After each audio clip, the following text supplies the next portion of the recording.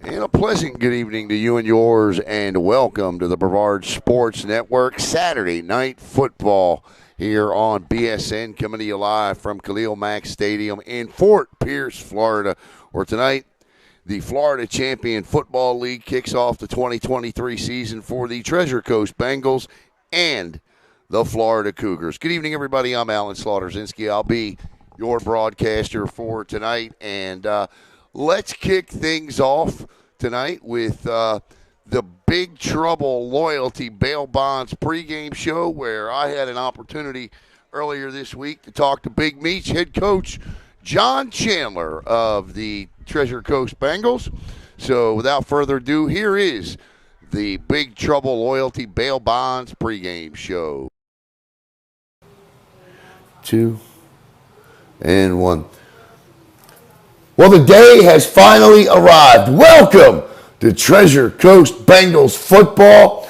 This is the Big Trouble Bail Bonds pregame show. I'm Alan Slaughterzinski, and joined by head coach John Chandler, Big Meats coach. It's finally here. It's game day. Kickoff's a couple minutes away. As you built up to this moment, how were the nerves and emotions this week? Were there any? Because you're back on the field again. Take us through your emotions getting ready for what's about to happen 5-10 minutes from now. Yeah, not really nerves, just excited. A lot of excitement build up for me players, and we're ready to go to war.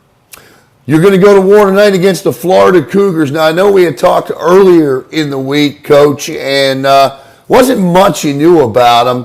But really, the first game, the way you launch with the talent you have, this is more about what you're going to go out there and do, not necessarily worried about what they're going to do. Would that be correct to say that? Yes, sir. Yeah, we just go out and execute on defense and offense, and as long as we execute how I know we can, we should come out victorious. Now, Coach, I know I'm not going to press you for an answer on this, but I know you had a quarterback battle going on. Will we see a combination of both quarterbacks? We had talked about this, Donald Brown and Antoine Edgecombe, or have you decided on one? And if you have, well, then we'll make the audience wait until kickoff to see who it is. But will we see both, or will it be just one today? No, Antoine Edgecombe is our starting quarterback. Okay. If all goes well, he performs well, and there's no injury or anything, then he will be our starting quarterback and should be in the whole game. If anything does arises, then Donald's ready to go, as well as our third string quarterback, Deontay Gray. Coach, you've got a very diverse backfield. You've got that thunder and lightning mixture. You can lay the boom down, and you can get down the sidelines in 4-4 time. What's the running game like? What can we expect to see from that tonight? There's going to be a mixture of everything in between that. Hit them with a little power, get them with a little off guard. I'm expecting a big game from our running back, Tyrone Smith. And hopefully the other running backs also, Jamonte Hunter also. On the defensive side of the football, Coach, I know you really, really like your linebacking core. Tell us about your defense and whom you expect the leaders of this unit to emerge. Who do you expect to emerge as the leaders? Our defense is led by Sean Forte, Mike Brown, Rodney Matthew. But as I've stated before, our defense, all around veterans, and we have one of the best defensive backfields in the nation. Not even Florida in the nation. Like our DBs are quick, fast, they're young, they're hungry. We have one O'Neal. He's came a long way. You know, um, our safeties are hard hitters. They're ball hawks. Our cornerbacks are locked down. I expect, I expect nothing but the best from them. You know, Coach, the one thing that I notice kills a lot of teams at this level is a lack of either preparing or having special teams. What can we expect from the Bengals special teams? Yeah, special. I have failed to mention that.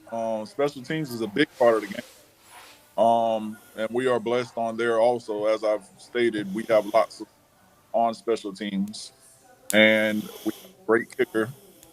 And we actually have two kickers that are still battling to see who's going to kick punt. That But we special teams should be one of our strong points also, especially in the return game and in the tackling. We have a lot of sure tacklers, a lot of fast tacklers on special teams.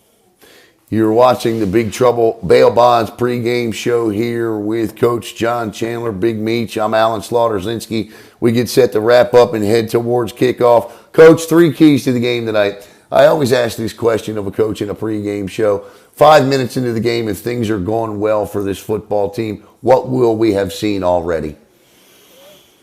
We will have seen a lot of pressure from the defense on the quarterback. Uh-huh. We would have seen on the offensive side of the ball us moving the ball swiftly up and down the field like we expect to. And we have seen special teams, as you just mentioned, perform at the level that we know they can. And, Coach, the biggest key to this game tonight to come out of here with a win, if you had to put your finger on one key, what is it? Is it nerves? Is it nerves for your team? Is it getting them ready to go? Is it just getting past that kickoff and laying that first pop on somebody to, so these guys can get into the groove of playing? I think our biggest key would be stay disciplined. I got you. Staying disciplined. Yep, penalties kill, and certainly that's in any sport, and certainly in football as well. Well, Coach, tell us before we go real quick what makes Big Trouble Bail Bonds the bail bonds to go to when you need them. We're fast, we're courteous, and we're always there for you. And that's just like Brevard Sports Network, and you'll see the Treasure Coast Bengals will be too. For the Big Trouble Bail Bonds pregame show and Coach John Chandler, Big Meech, I'm Alan Slaughter-Zinski. Here's the kickoff right here on Brevard Sports Network. All right, welcome back to Khalil Mack Field. I'm Alan Slaughter-Zinski here tonight for the opening of the Florida Champion Football League 2023. Of course, tell you a little bit about the TC Bengals under the guidance and tutelage of head coach Big Meech John Chandler. Your coaches for the Bengals are Robert Carter, offensive defensive line coach, Earl Demery, the defensive coordinator, Kim Lubin, the offensive coordinator, Louis Perino, your assistant defensive offense and special teams, and Cody Neese, your assistant for defense and your film coordinator.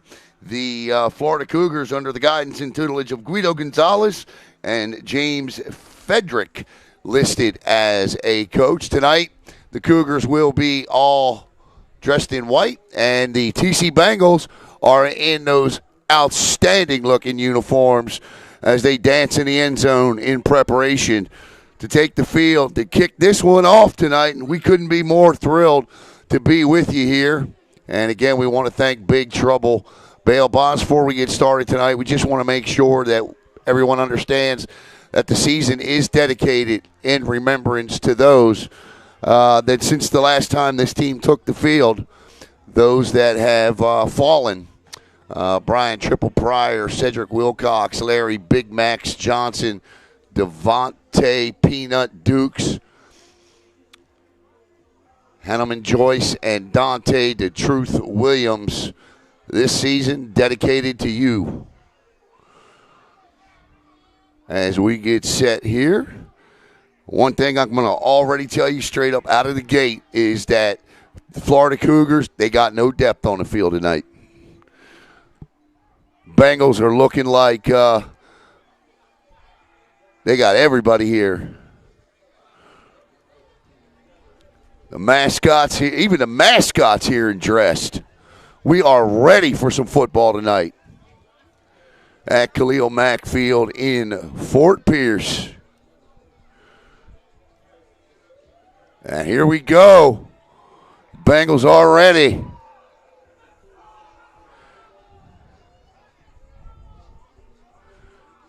Indeed, indeed. Out front, number 23 there. Storches Smith. Now, look, if I mispronounce their names, let me know. I'll get it fixed for week 2. The orange and blue smoke, which will fog the field for much of the first quarter. Lot of great local players: Treasure Coast, Westwood, Centennial, Port St. Lucie, Vero,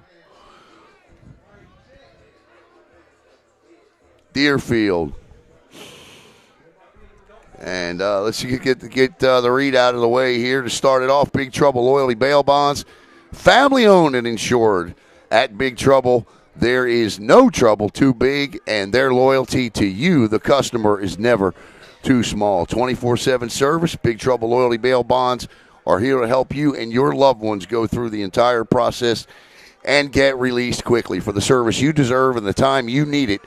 Call 772-461-5771 or visit online at www.bigtroubleloyaltybonds.com.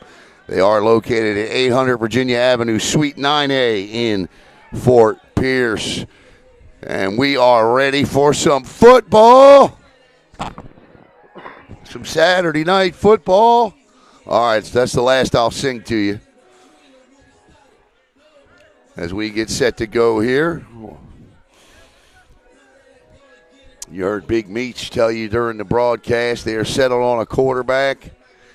You're going to see a little bit of thunder and lightning out of that backfield, and arguably one of the best defensive back cores, as Coach Meach put it, in the state. Speedy Knowles down there on the bench. Love that name.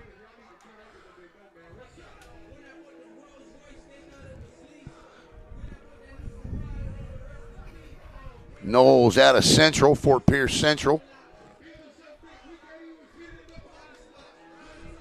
Coach Meach feels pretty good about all three phases of his game. Offense, defense, and special teams. Had a kicking battle going on during camp. We got Saturday night football, Fcfl, as we get ready to go. The white hat. These Bengals, I'll tell you what, I don't know if you've seen their uniforms yet, but they are sweet. Look at those helmets, those white helmets with those tiger stripes on them.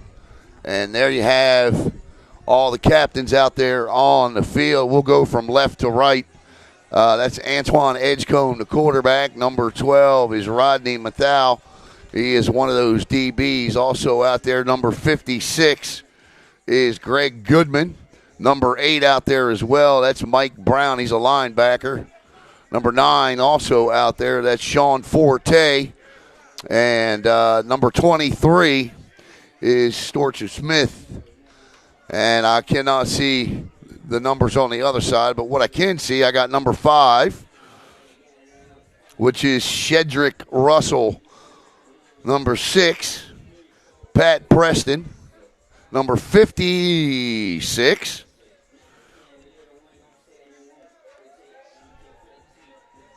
all right, we'll call it 55. That's Jamel Mention. Actually, it is 56. That could be Joe Fayad. That's the only one I don't have a number for. Several I don't have numbers for the Florida Cougars. It's not a surprise in week 1. Number 55 out there also, that is Jamal Mention. And number 2, Warren Roberts Jr. So those are your captains out at the midfield stripe. They got more captains out there than they will next week during the Super Bowl.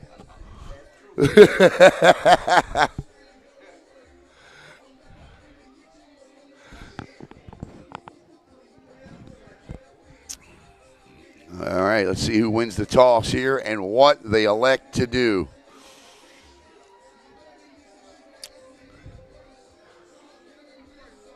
$15 minutes on the clock. This is NFL rules, so we play 15-minute quarters.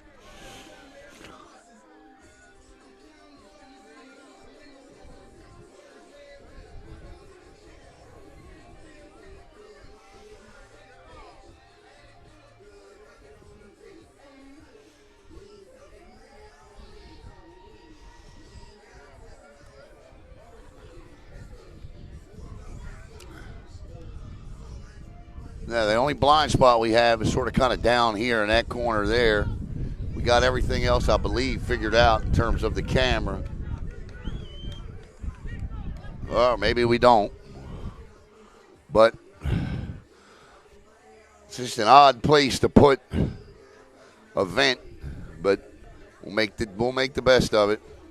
All right, so the Cougars will receive the start, and TC will be kicking from right to left. If you're just joining us, the Bengals are in black with the orange trim, and they'll be moving from right to left on your handheld device, and the Cougars will be moving from left to right, and they'll be all in white with the gray helmets. Don't look like they have any logos on them yet, but this is week 1. And we'll see what the deal is here as the ball gets ready to get teed up at the 40.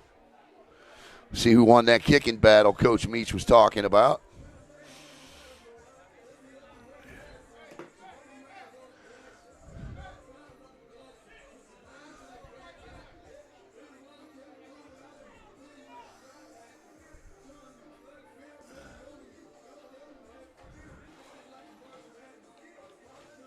Be Justin Walther, maybe kicking.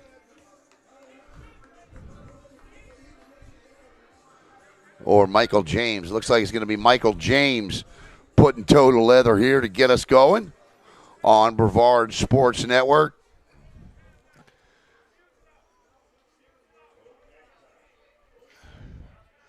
We are ready to roll.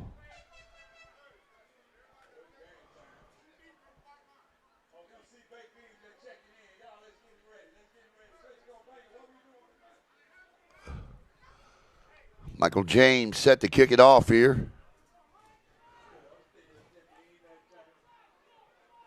Big number. That's a big kicker, man. And back deep. And we are. Yeah, that's a kick right there. He boots that out of the end zone. That's how you start it off. 1st and 10 for the Cougars. From the 20. Here comes the trick now, figuring out who their players are. Call off the quarterback when you see him, Caleb. Looks like Tre'Pavis Mobley, number 4 maybe.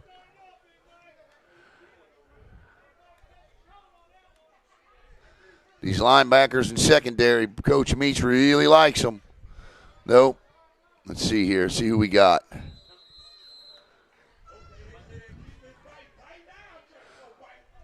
It is definitely, looks like number 25.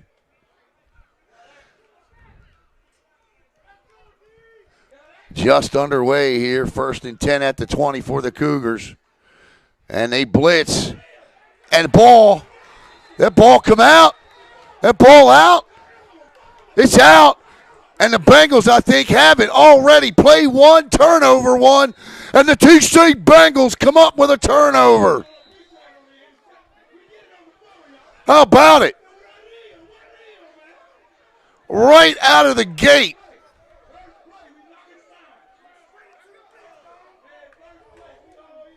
Falling on that ball was number 34, Jonathan Tucker. And the Bengals take over 1st and 10 at the 17-yard line. Your quarterback is Antoine Edgecombe. The back in the backfield is Smith. Turns, gives. Smith picks up a solid, looks like 5. 4, 2nd and 6 for Treasure Coast. You all right? What's wrong?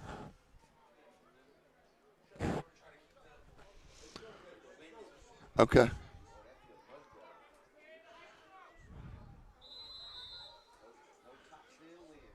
Here we go. 14:20 to play in the first quarter. The Bengals create a turnover on the first play of the game. Edgecombe throws, and not quite sure what happened there. Looks like we already got a battle on the right side ensuing there. That one just went right into the dirt. The intended receiver on that one was Tommy Mitchell.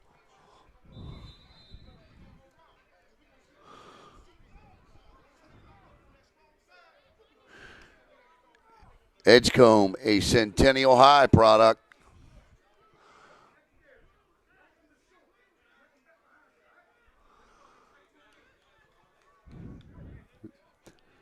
Edgecombe with Smith to his right. 3rd and 7, offsides. Caught him. They got him. So that'll be a 5-yard penalty.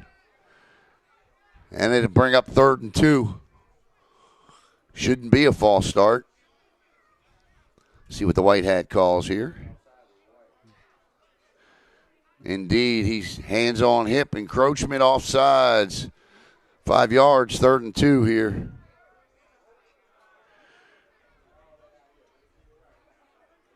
(13) 23. Meach wants to have a little quick conversation.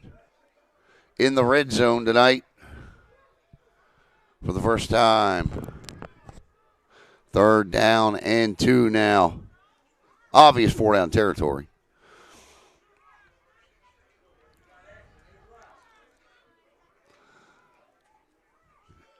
This is Smith, cuts back. Ball's out again. And this time the Florida Cougars have it. Who recovered that? The Cougars recovered it. So they recovered the ball in the end zone. Smith fumbled it, just came right out. And that'll be a touchback, and it'll be 1st and 10 at the 20. Should be anyway. That thing just came right out.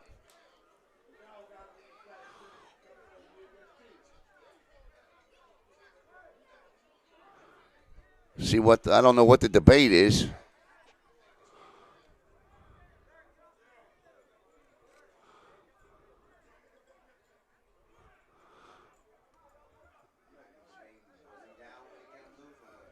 No, I think he went to cut and brought the ball up, and it just popped right out of his arms. I think.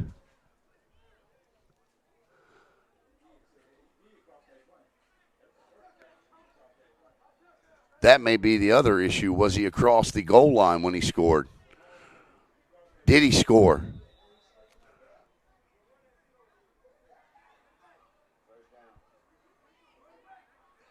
So they're going to say, I think he was down. Okay. So the Bengals catch a break here. And so it's going to be 1st down. I see Edgecombe back on the field for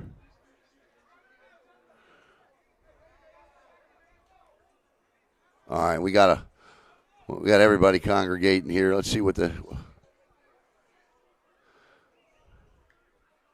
all right, so no, it's going to be a turnover.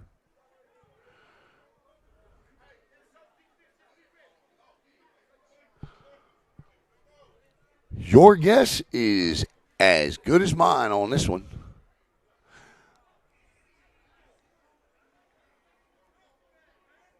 Ball is currently sitting at the 1-yard line.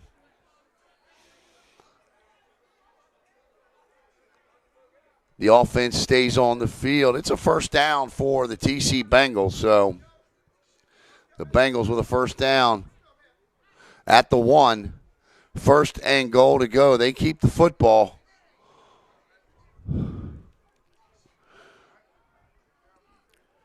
Jermani Hunter is in the backfield now with Edgecombe. 13-23. Power set. Edgecombe going to – ball's out this time again. This is picked up and brought back. Edgecombe fumbled the ball. And that was recovered by the Florida Cougars. No question about that one. That ball is recovered by number 44 for the Florida Cougars. No 44 on the roster, but a good job there. And he actually puts a little daylight between his offense and the goal line, returning the ball out to the 20-yard line. So 2 offensive possessions, 3 fumbles, 2 lost. 13:23 to play here in the opening quarter. No score, just underway. I formation for the Cougars.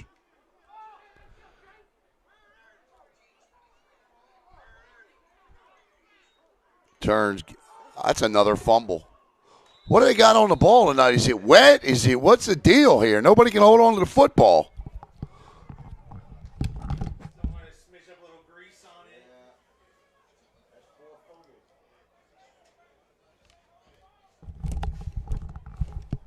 We have not played 2 minutes yet. That is the 4th time the ball has hit the ground. 12:56 to play in the first. 2nd and 12 following the loss. 2nd and 13 following the loss of 3 here. Quarterback under center in an I formation. Showing blitz. That's all kinds of wild. That's an offsides. Quarterback looks like Hakeem Ishmar, number 3. The center just gets up off the ground after being trucked.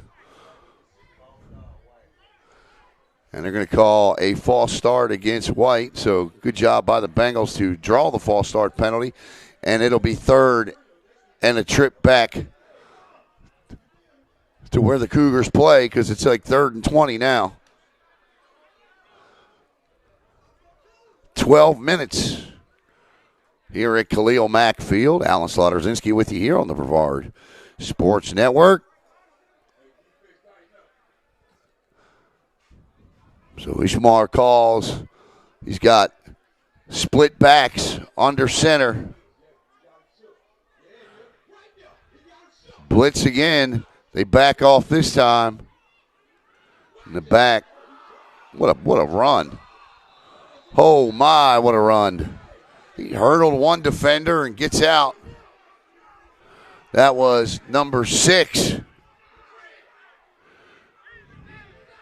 That was Pat Preston out there looking like Barry Sanders on that run. Caleb, turn that light on, bro.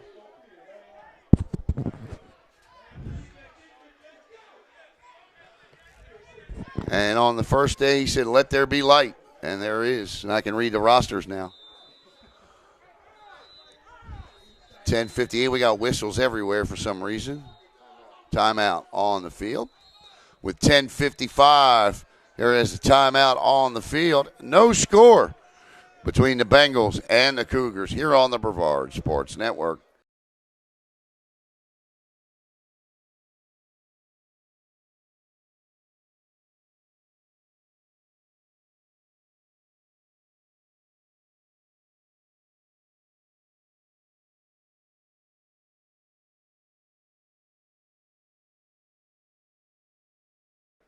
All right, so one of the more interesting starts to a football game I think I've ever seen. We've got 4 fumbles, 2 lost. And this is 4th and 11, and obviously the Cougars are going to punt this one away. And I don't see anybody back deep. I say obviously, but again, this has been a wild start. You never know. Number 4 is back there, and let's see if Coach put a 4 on the roster. He did. It's Tre'Pavious Mobley, and we've got 2 Bengals back deep, one standing at the 35, the other standing at the 40. They must think this guy's got a great foot.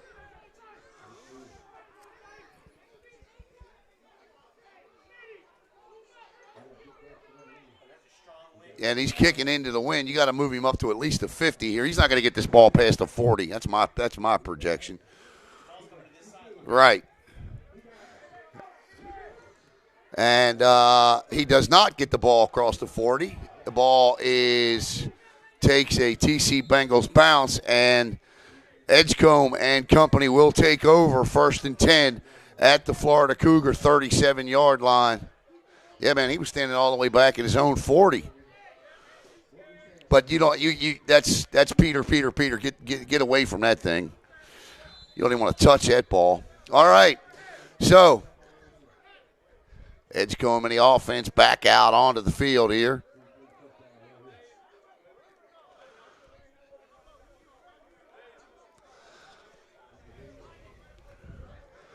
$10:55 to play in the first quarter. No score. There you see at the top of your scoreboards.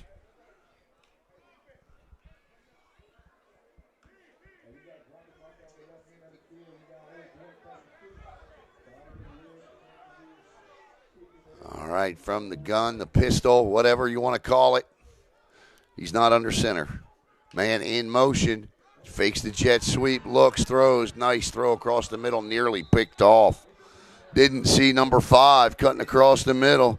Number 5, and number 14, that's all right. Shedrick Russell nearly had him a pick. Ball had some solid spin on it. He's got to shorten his release a little bit.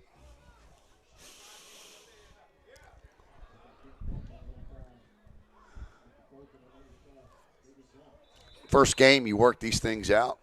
Back in the backfield is Smith, Storchik Smith. Florida offsides. That'll be a 5-yard penalty. It'll be second down and 5. Whistle blew.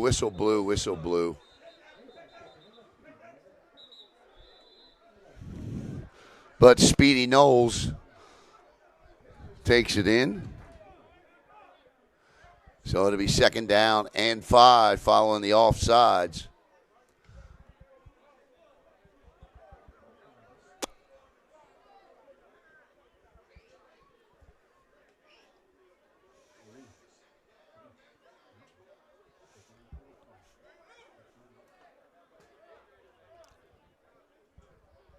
Checking in is Harold Miller, wide receiver. So you got Knowles, Miller coming out is Javon Brown. They didn't move the ball at all. Now the yard marker moves, and it is now second and 5. Edgecombe, short to his left, turns, gives. And that's a good run up the gut. That should be and is a TC Bengal first down for Smith. First and 10 now.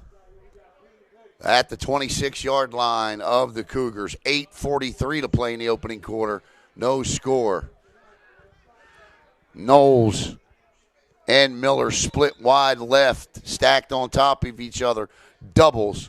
That's wide receivers, 2 wide receivers to each side. Edgecombe gives to Smith again. Cuts back, still on his feet. As the safety's going to have to come up and make that tackle, and if he doesn't, he is in the end zone. That is another first down, and that is 18 yards on 2 carries for Smith. And the ball is rapidly approaching the end zone here, but definitely inside the big trouble loyalty bail bonds red zone here with 7:57 to play in the opening quarter. First and 10 at the 15. Doubles stacked on top of each other, a little closer to the line of scrimmage. Smith to the right, to the left of Edgecombe. Whistle and a timeout on the field. The offensive coordinator, Kim Lubin, says, you know what? Let's talk about this. And they shall, and we shall, step away. Be right back here on Brevard Sports Network.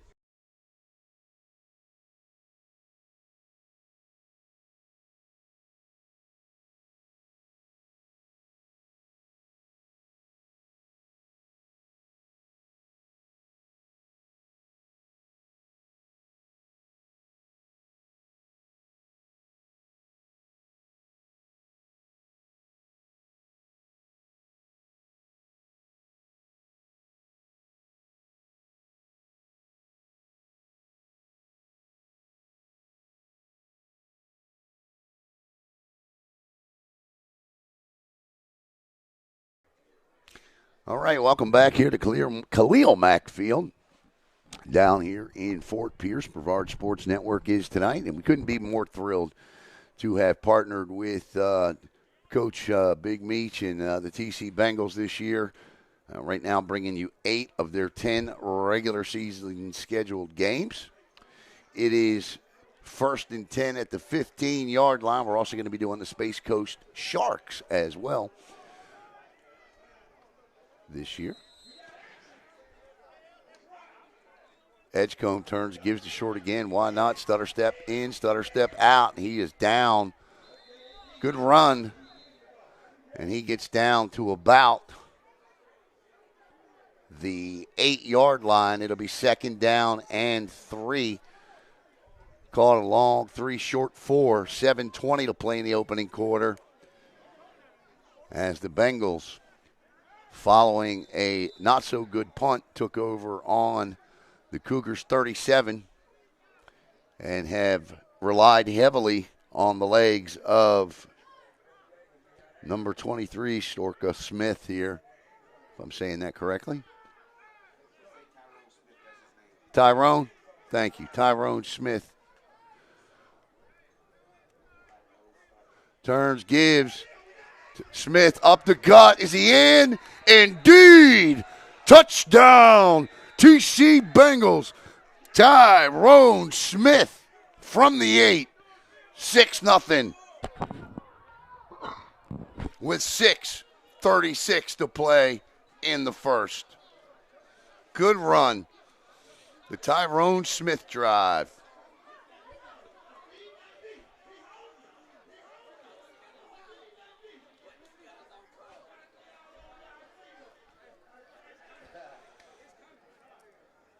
I like it.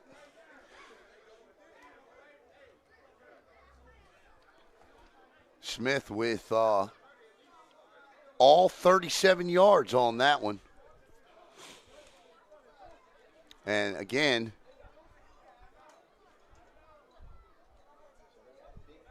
this is NFL rules, so the extra point is a 31-yard field goal attempt. I love it.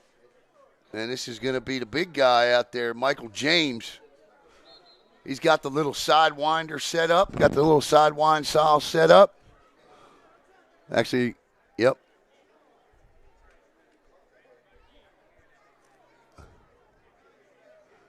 That's actually going to be even a longer attempt. The ball will be spotted at the 20, held at the 27. This will be a 37-yard extra point. I don't know if I'm a fan of that. It might have been a penalty on the play. Excessive snap, hold, kick, blocked. So he didn't get it up high enough. So it was 6:35 to play. And you can't return it. 6:35 to play in the first quarter. The TC Bengals have struck first here on Brevard Sports Network. And they lead it 6-0 on a touchdown run by Tyrone Smith.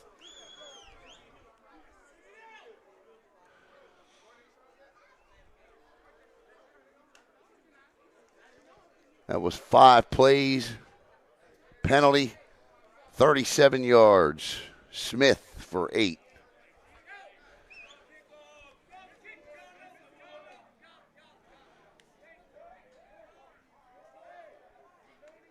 Extra point blocked. Okay. And we're ready for the kickoff here. Bengals taking the field for the first time in a couple of years. Not since the pandemic season when the season was canceled. And, of course, they are playing the season in remembrance of several players lost during the last time they took the field. We'll put that graphic up here in just a moment. But the important part, if you're a Bengals fan, is they lead it 6-0. And that's the first touchdown of the new era for the Treasure Coast Bengals. And, the onside kick it and pick it up and still got it. How about this play? Good night. Still on his feet. That's Donald Brown that just came in, picked the ball up. It's good, and the Bengals, with some trickery, will have the football. 1st and 10. What a play, huh? Great call by the special teams coach, Louis Pierno. Caught him sleeping. Florida didn't even move. They just watched him run right by. They just watched him. They were like, okay. 1st and 10 at the 25 now for Edgecombe and the offense. Got a different back in. It looks like it could be Jermonte Hunter. Hunter to the right of Edgecombe. Blitz off the edge, throws, caught. Nice pitch and catch down the sidelines. That's a heck of a play. Ball caught by Cameron Webb, and the quarterback is injured on the play, and that's going to be a roughing the passer. Add 15 more, half the distance to the goal line, and the TC Bengals are in business. That's an outstanding job by Edgecombe there. He saw the blitz coming off the edge, stood in the pocket, hit the hot read, completed the pass, took the hit, and picks up 15 more with the penalty. That's what you like to see from your quarterback. Of course, you don't like to see him getting up limping, but it happens. Hope he's okay. That is the brightest, yellowest flag I've ever seen. See it? That's a brand new flag. That is, I'm glad. That should be 15 yards tacked on, and if indeed it is, that should put the ball down close to the goal line again.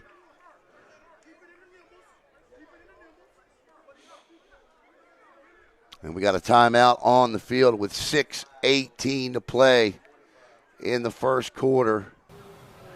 2 sorry. and 1. No, I wasn't trying to play the pregame show. Sorry about that. There are the players of remembrance. That's a heck of an onside kick right there. What made it even crazier was the fact that it caught so many, myself included. I'm about to tell Big Meats, man, you got to let me know when you're doing stuff like that. That caught so many people off guard, including the Florida Cougars, who just never moved. So 6:18 to play in the first quarter, 6-0, and the Bengals looking to add more here. That ball should be somewhere around the 15. He was out of bounds at about the 20. I'd say half the distance, probably about the 7.5 to 8 yard line.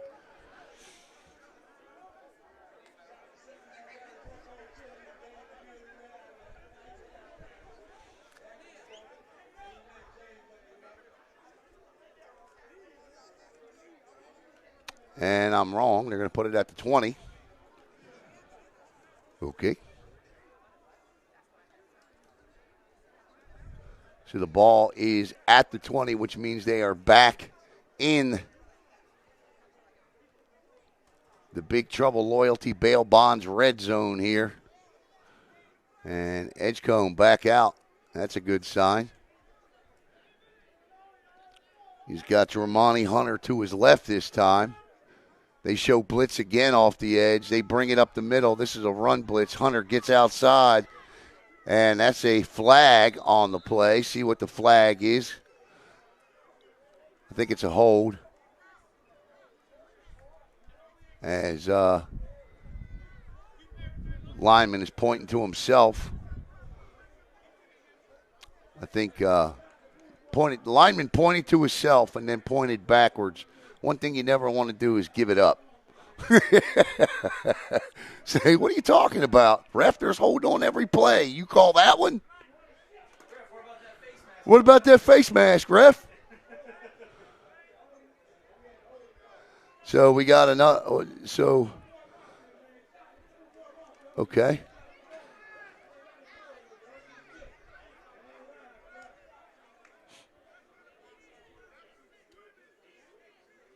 So it's 3rd and 10 now with 6 minutes to play in the first.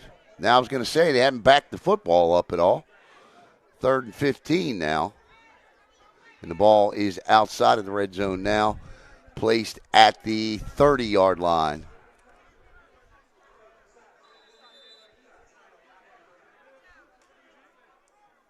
Edgecombe.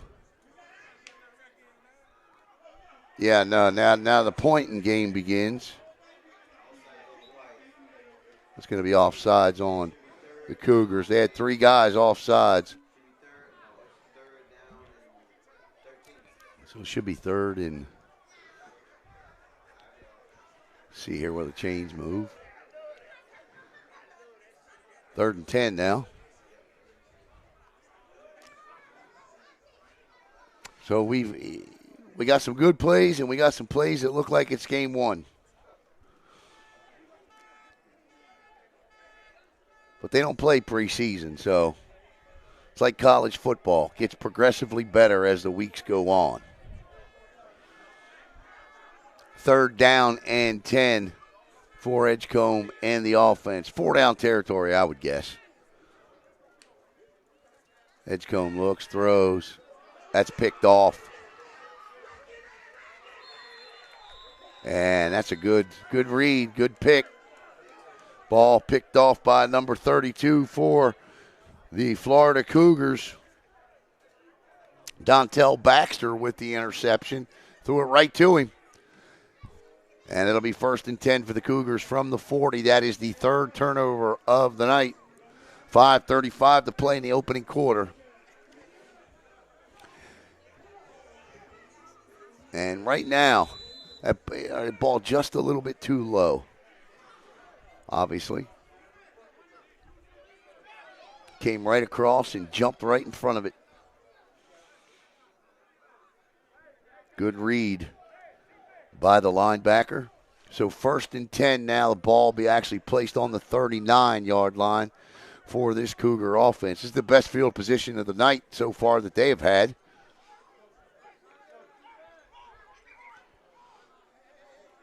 Five down line. Looks like a 5-3 set here for TC. Quarterback trying to make something happen, but I tell you what, there is an awful lot of speed on that TC Bengals defense, and Hakeem Ishmar picks up nothing. 2nd and 10. 4:23 to play. And there's another flag down. Or is that a towel? That's a towel. Okay. Actually lost yards. 2nd and 12.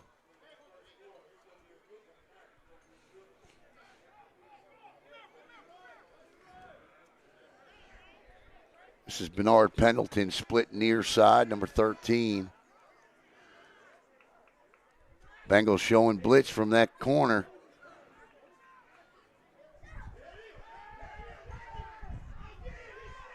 This quarterback going to try and turn the corner here. Slips, falls, gets back up, or slipped on one hand. And not sure what's going on here. And there's flags. Chippy already.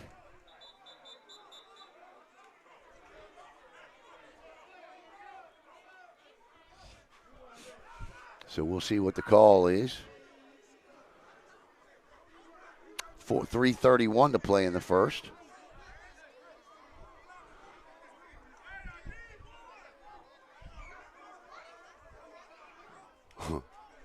He was stopped short of a first down. 3rd and 3, 3rd and 4.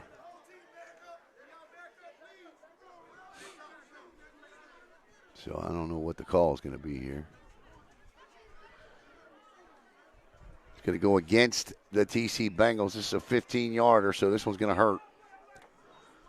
So this will cross the 50 into Bengals territory as the unsportsmanlike conduct penalty gets called.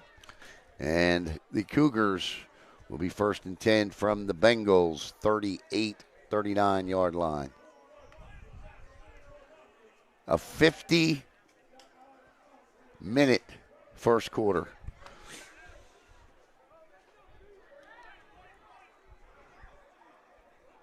Six nothing.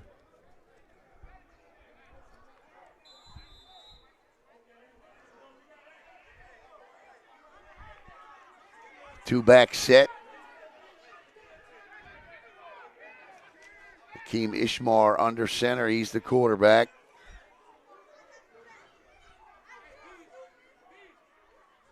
Bengals 7-8 in the box here. Turns, gives.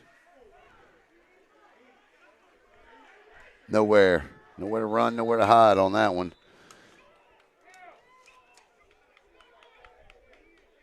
The ball carry was Shedrick Russell Jr.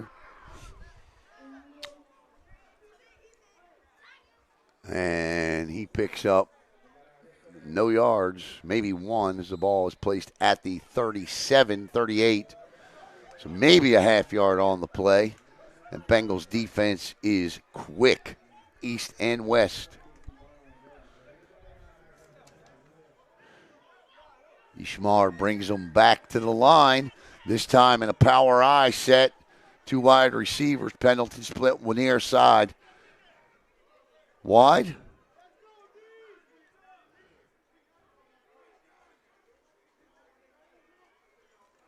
Turns, gives. Good run that time by number 2. Found a hole. Cut up through the seam. That was Warren Roberts. And he picks up 5. It'll be third and 5. And again, I think this is 4-down territory if you're the Cougars here. Anything inside around the 35 in, you see that more and more in the National Football League today. If you don't have that confidence in your kicker, or even if you do, a lot of times you see teams, Nick Sirianni last week in the Philadelphia Eagles, 3 for 3 on fourth down, and on all 3 occasions, the Eagles go for it on fourth down. They score touchdowns on the drive. So we got a whistle. And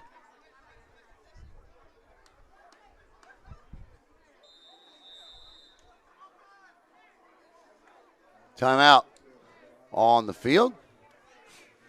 With the score 6-0, we'll step away. Well, actually, when I say step away, we'll mute it. And I'll be right back here on the Brevard Sports Network. 6-0, Bengals on top.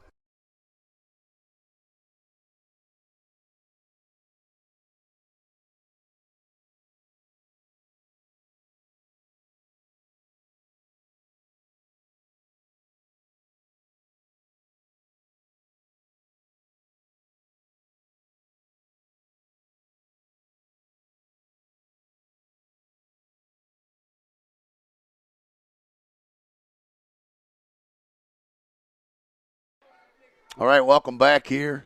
3rd down and 7. 6, we'll call it. Offset I. Ishmael under center. Passing situation. We'll see if he actually throws the football. And that's going to be a delay of game. That's inexcusable coming out of a timeout. Can't have a delay coming out of a timeout. And that'll back them up. It'll be 3rd down and 11.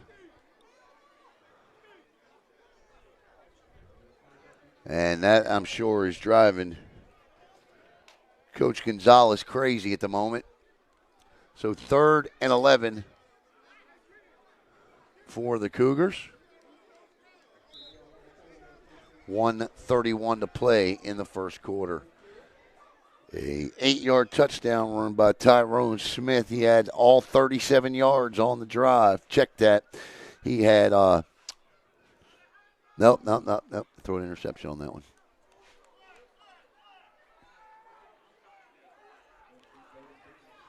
Third and 11.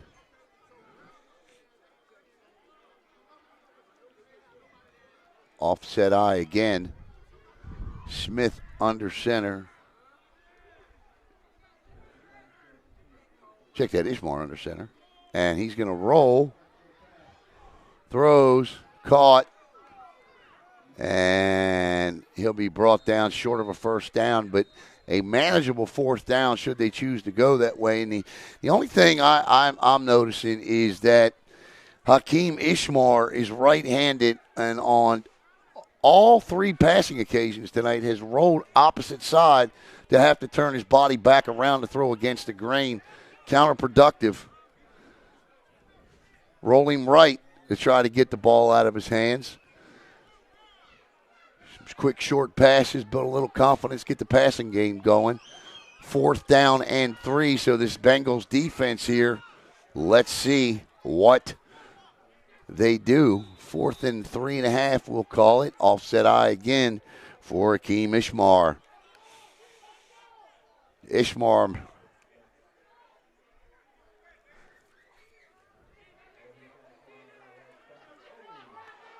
going to be close. And he is going to be marked short. Actually, it looks like that's a fumble. And it is another fumble. And coming out of the pile with it is Rodney Mattel. And Rodney with it. And that is the 5th turnover of the game. Well, check that. The 4th fumble of the game. 3rd fumble recovery. And we have an interception. So 3 turnovers. 1st and 10 for the Bengals now with 21.4 seconds to play in the first quarter.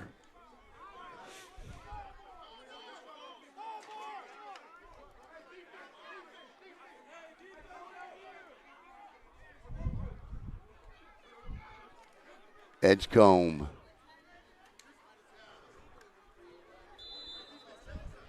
With the ball and the lead here. 2 wide receivers split near side. Man in motion. This is the jet sweep. Cuts it back up inside, but slips and tackled all at the same time. Ball carrier was number 4, Deontay Gray. Another quarterback on the roster, and that should take us to the end of the first quarter. With your score, the TC Bengals 6, the Florida Cougars nothing. Back with the second quarter in just a minute.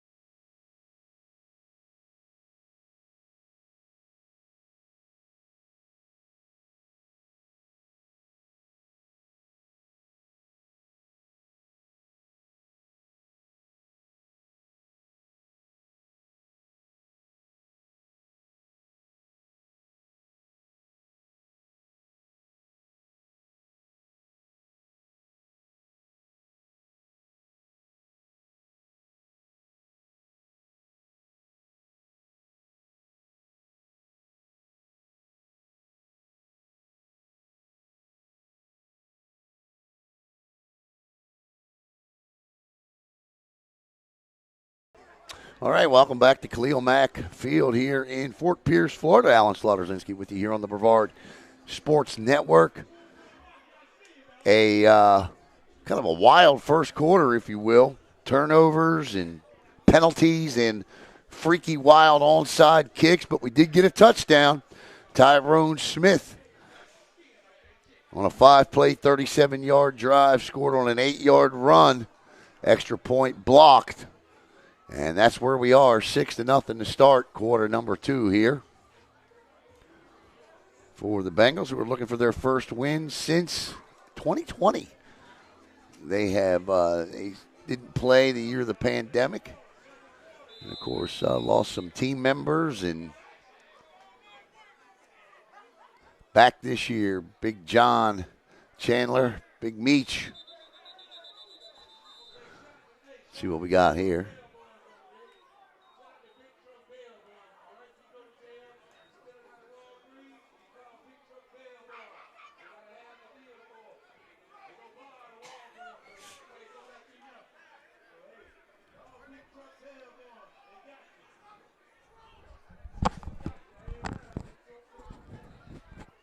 What's he saying?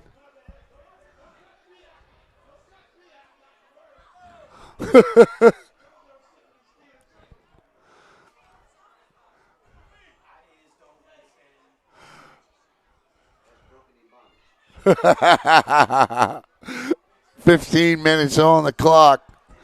I know the PA guy's upset about something. He's giving the biz to the crowd a little bit. So, 2nd and 15. Apparently, we had a penalty. Here we go.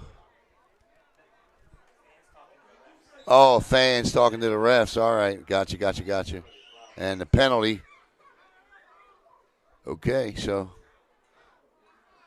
that's offsides.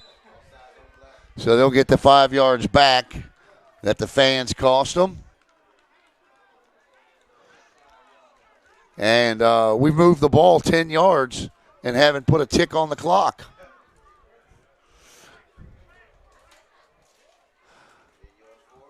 Oh, they called that on the Bengals. He's calling offsides on the Bengals. Is that what it was? Okay.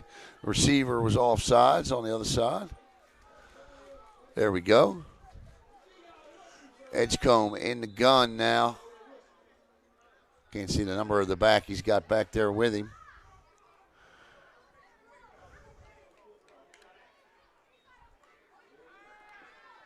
Quick out. That ball hit the ground, but not seen. Good job by Deontay Gray. Gray scoops it up and makes something out of nothing. I don't know how he did that, but he did.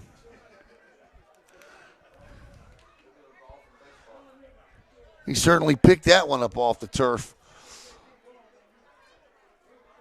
Edgecombe's got to get his elbow up a little bit. A lot of his throws are coming out low, hence the interception on the last series. 3rd down and about 17.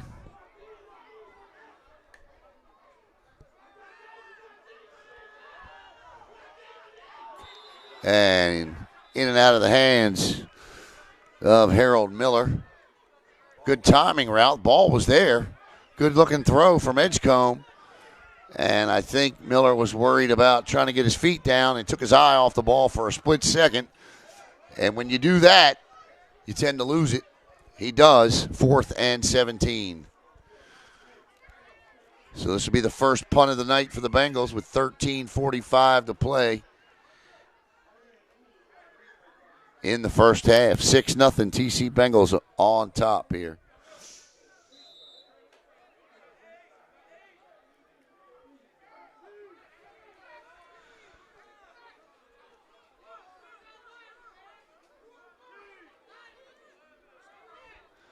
And back deep is number 4. That's Tre'Pavis Mobley. Can't see the punter's number.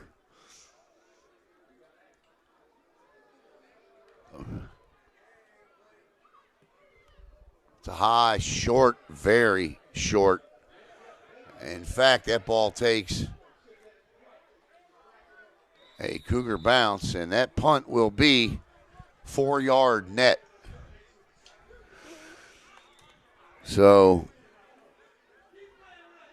Justin Walther got it up, had the height on it, but when it hit, it bounced back about 15 yards for a net of 4. And the Cougars take over 1st and 10.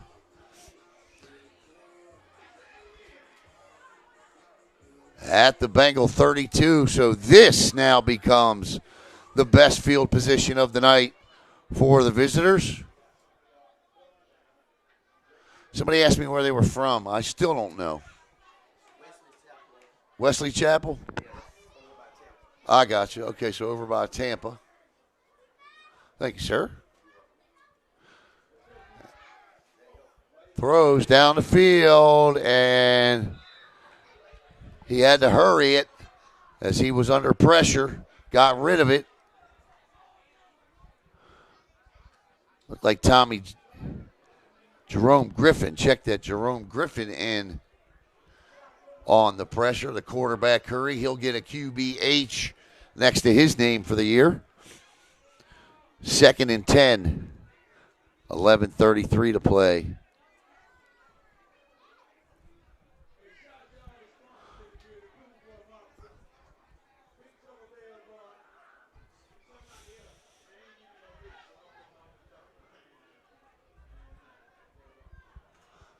Hakeem Ishmar, the quarterback for the Cougars.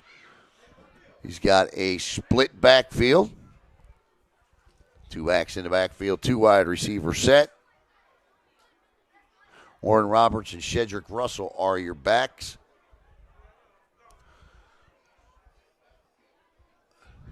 He gives to Russell. Oh, what a tackle. Off the edge. Coming in. Abdias Joseph, the free safety, comes in. The Bayside Bear product out of Brevard County with the stop.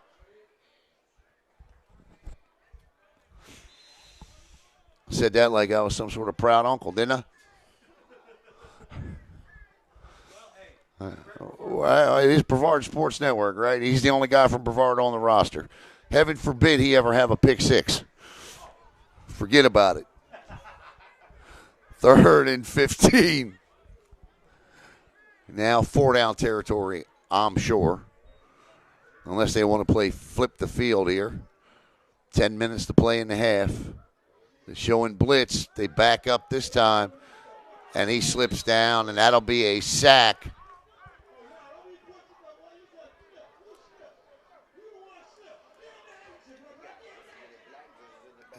Number 34, first on the scene there was Jonathan Tucker. And Tucker will get credit for the touch-up and the sack. So now it's 4th and a trip back to Wesley Chapel.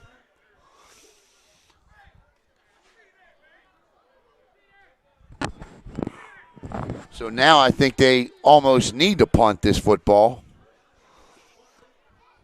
This ball is on the 45. Remember, we said 35 in. As Speedy Knowles comes in, he'll return this punt. I would not kick that football anywhere near a black jersey. Right now, these offenses, both of them, struggling to get something going. Just put the ball down there around the 30 but I would not. I think Speedy's back to way too far. Way too far. Yeah, I mean, I know he's got the wind at his back, but if I'm Speedy, I'm standing at about that 30-yard line. They do have a player standing at the 30. That's Roddy Mathau.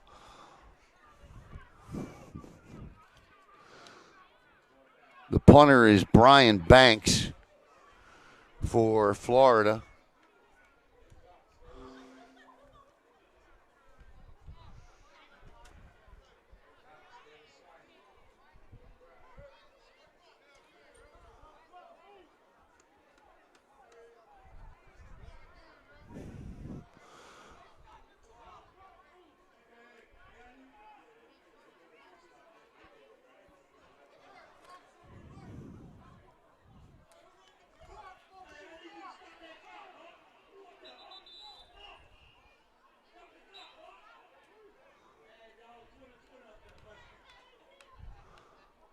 What are we doing here?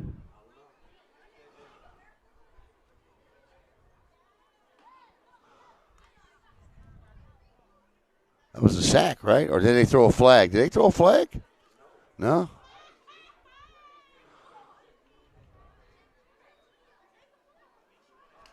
Okay.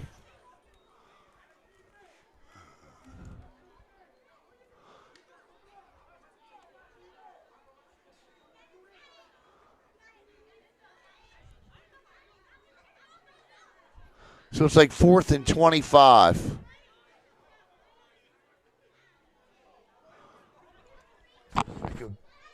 Good call. I like it. I like it. Good call.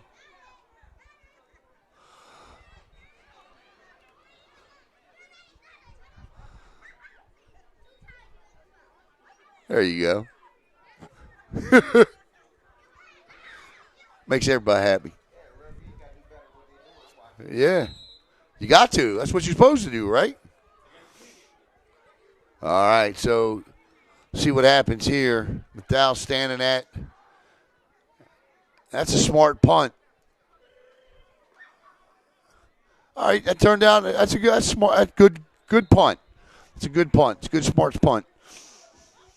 And the Bengals will take over.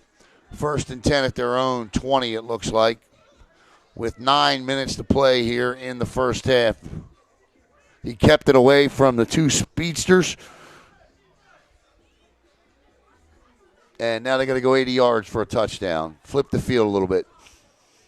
Now, if you're the Bengals here, you try to establish that running game again that picked you up that touchdown.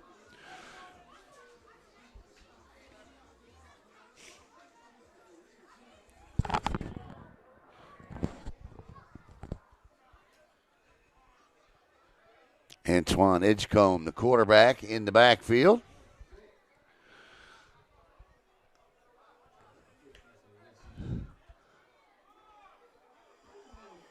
That's a fumble. There's a flag down, too. And that ball is out. Is that a flag or a towel? Looks like a towel. But the fumble, and Florida will take over 1st and 10, the 6th.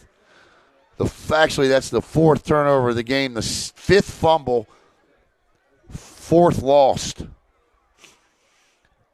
That is the 3rd turnover by the Bengals tonight. 2 fumbles and an interception. This one could be costly as it is inside the Big Trouble Loyalty Bail Bonds red zone. Defense got to come up big now.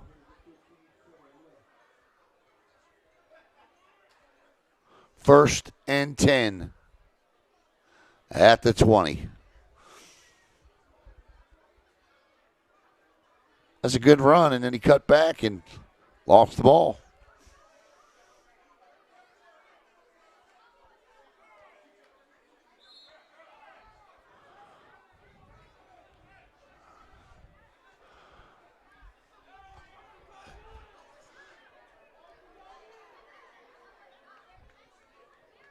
Keem Ishmar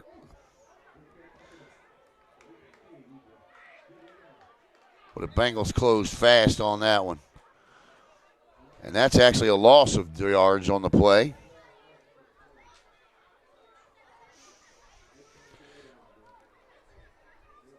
That's a loss of almost 10 yards on a little outside swing pass. 2nd and 20. Wow.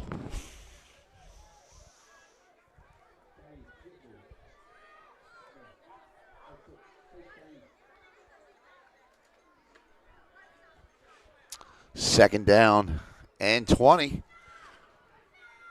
for the Cougars of Florida. Offset eye for Hakeem Ishmar.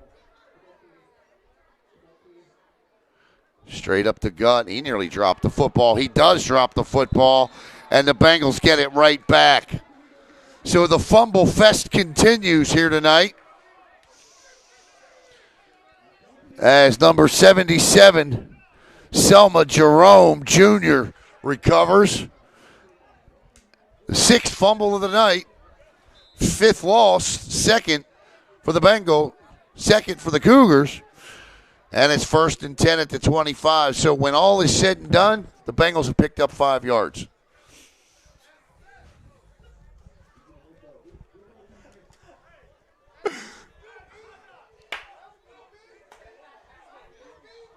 They had it 1st and 10 at the 20 after the punt, right? So now it's 1st and 10 at the 25. Turns, gives. This is Tyrone Smith. And Smith covers up. 2 hands on that ball that time.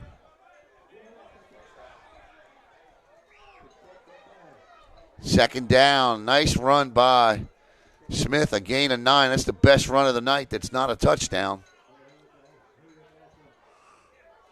Good hard run. 2nd and 1. Smith again. And he'll have the first down.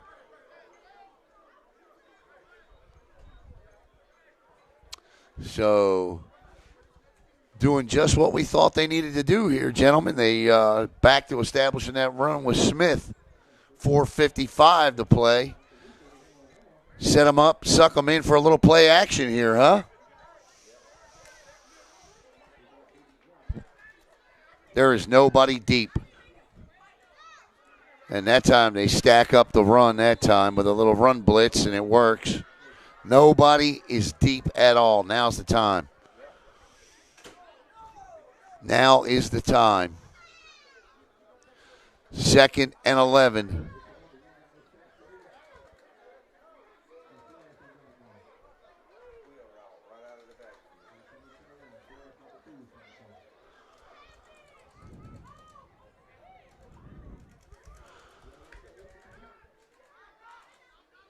He gets back. He did not make contact, so no encroachment.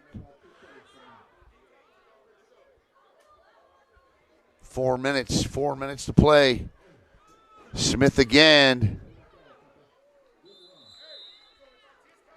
And he'll be stopped after a gain of about 3. 3rd and 8. 3:45 to play. Ball spotted at the Bengal 39.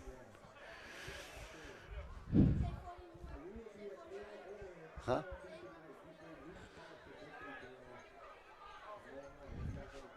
Third and 8. Edgecombe in the gun. Looks. That's intercepted.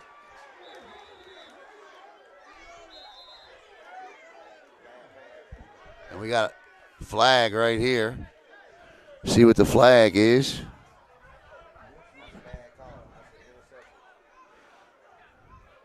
Bernard Pendleton with the pick. What did he call? He called pass interference. NFL rules, that's a spot foul. So that will negate the second interception of the night. Yeah, right there.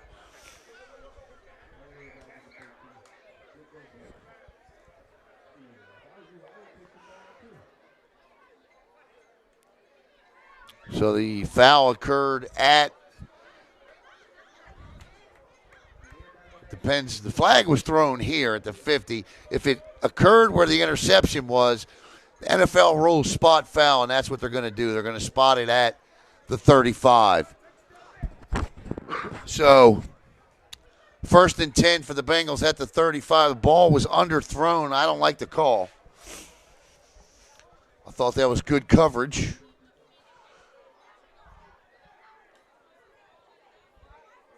The flag came out quick, though. The pass interference flags I don't like are the ones that come in way, way, way late. Referee saw it and threw it, so you got to respect the fact he threw it right away. 1st and 10 at the 35. Smith has got a hole straight up the gut. Smith with another good 9-yard run. 10-yard run, 11-yard run. 1st down as the ball approaches the big Loyalty Bail Bonds red zone. Could be in the red zone. We got a player down for Treasure Coast. 2:43 to play in the first half. And it was Tyrone Smith with an 8-yard touchdown scamper back in the first quarter that gave the Bengals the 6-0 lead. Coming up at halftime, absolutely nothing. We will take a break.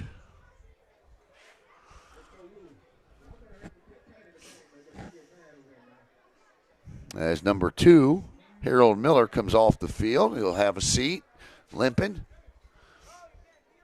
These guys, man, they work all week, and they come out here and play on Saturday nights. God bless them, man.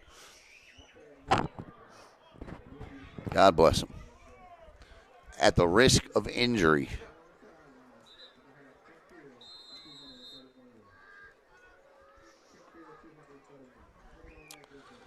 All right, so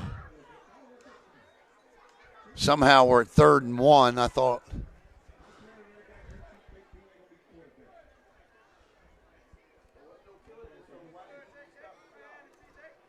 third down and 1. Ball at the 25 of the Cougars. Bengals driving here. Tyrone Smith with some good runs. He's back out there again to the left of Edgecombe. There are four wide receivers on the field. 1, 4, and 10. That's Knowles, Gray, and Webb to the right. Edgecombe takes a peek to the left. Gives to Smith again. Cuts back inside. First down. 1st and 10. 1:35. Tick-tock, tick-tock. Got to get at least 3 out of this. Taking too much time here. Got to hurry.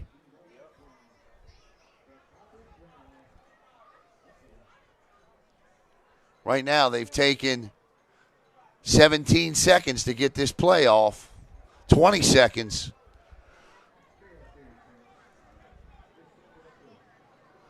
"27 seconds so far to get this play off.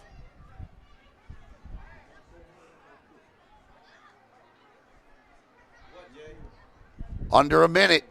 What's up? I'm paying attention to the clock. The referees ain't stopping the clock when they need to. We got whistles that time with 51.8 seconds. So we got a timeout on the field, and I'm sure Coach Chandler, Big Meats, ain't going to like that because they lined up to snap that football with 1:37 on that clock, and they didn't take the actual timeout until 51.8 seconds. So that much time elapsed to taking the timeout. So, again, this is the first game of the year. They'll get this figured out.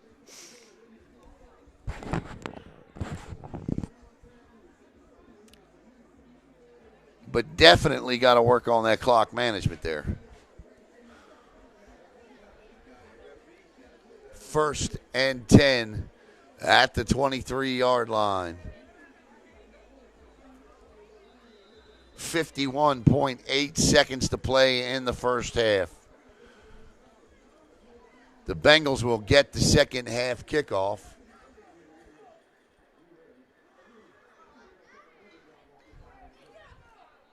Edgecombe with Smith to his right. Deontay Gray split wide right.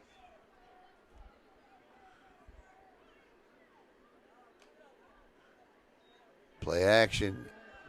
Edgecombe throws. Your guess is as good as mine. And not sure. That ball picked off or incomplete.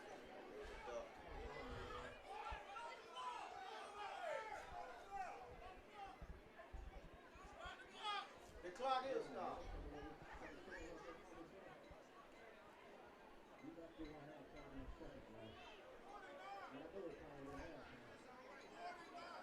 $49.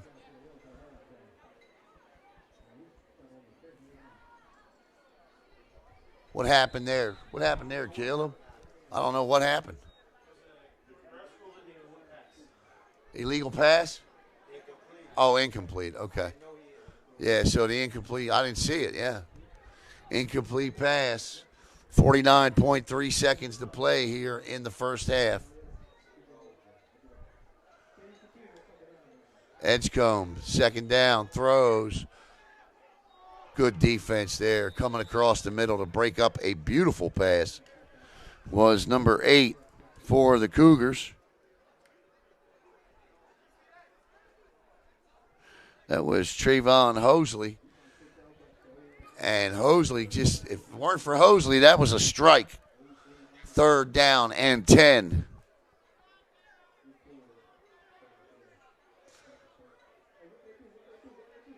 .49 seconds to play in the first half. 3rd down.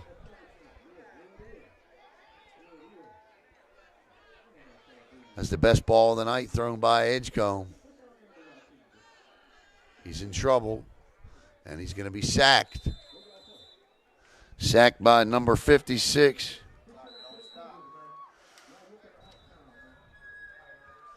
Benjamin Hooks.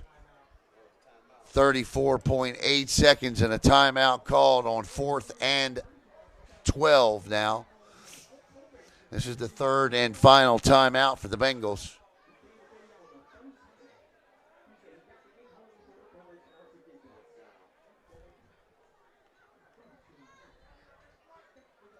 So this would be about a 47-yard field goal, should they elect to go that route.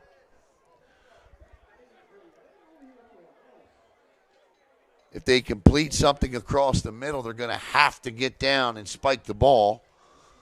The ideal play here would be to pick up 11 yards on the sidelines and live to run another play. I'd have all four of my wide receivers running various sideline routes. But whatever you do here, you need to pick up 12 yards, or 22 yards, I should say. It's 4th and 22.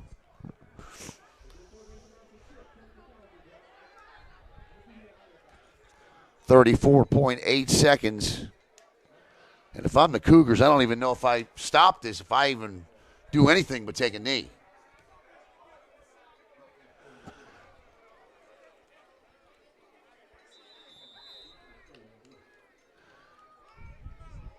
Edgecombe in the gun with Smith to his right.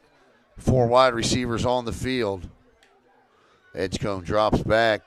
Trouble off the edge. Throws. There it is. Wide receiver route. Can he beat his man to the sticks? He will not. It'll be short. That's the idea, but just short of the sticks. And it'll be a turnover on downs.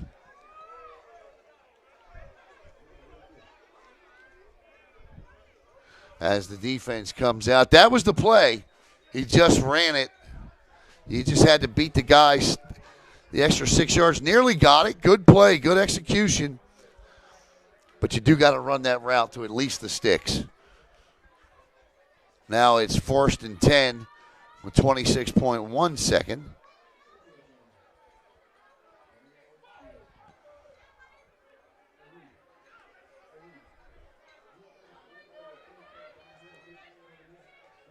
And we're just going to go to the half, it looks like.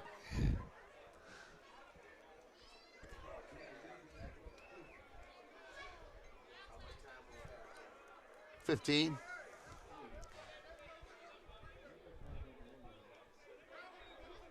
All right, so that'll take us to the half.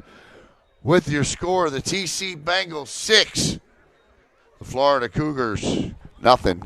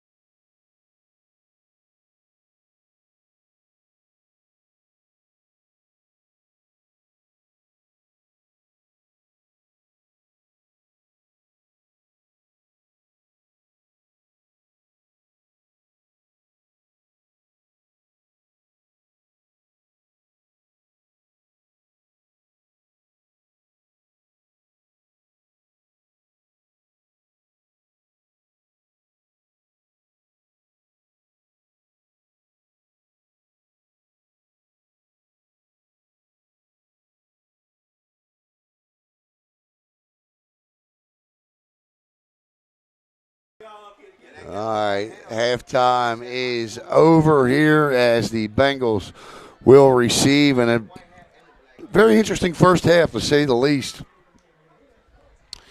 There were 6 different times that, well, actually 3 turnovers for the Bengals, 2 for the Cougars, so 5 total turnovers, 7 total fumble, or 6 total fumbles I got.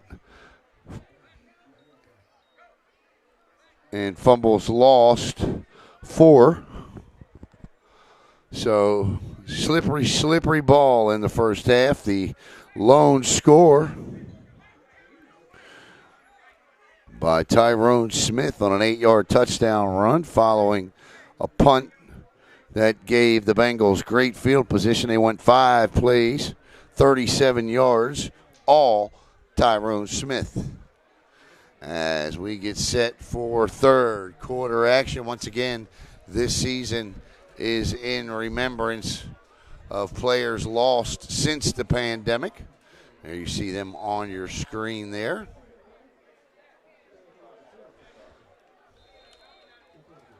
We will honor them all year long during the broadcast.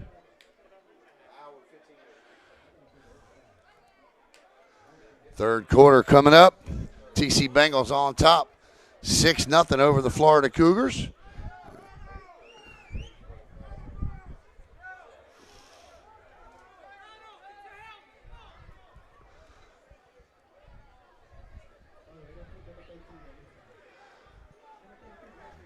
TC Bengals had an onside kick that was a beaut earlier in the first half. Unfortunately, an interception thrown on the drive. 15 minutes on the clock. We're ready to go with great crowd here tonight. Great crowd. As we get set.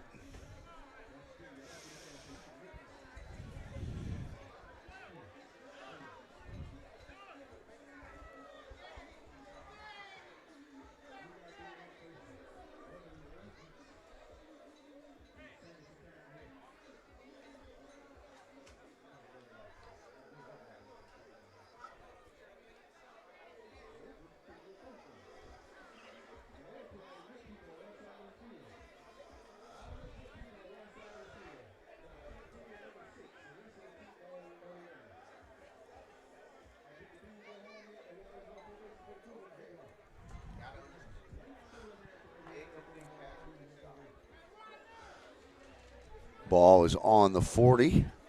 And kicking off will be number 11, Steve Myra. That's a kicker's name, Myra. Like Micah Myra back in the day. I think there is a kicker named Steve Myra. But he's not the kicker. The kicker is number 21, Jaleel Hansberry. And that ball is fielded at the 39. He runs into his own player. And the TC Bengals will start with good field possession. Yep.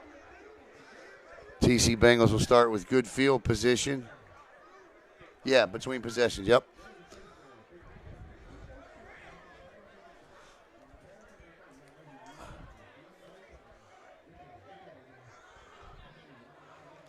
At the 44-yard line, Edgecombe, the quarterback. Out of Central.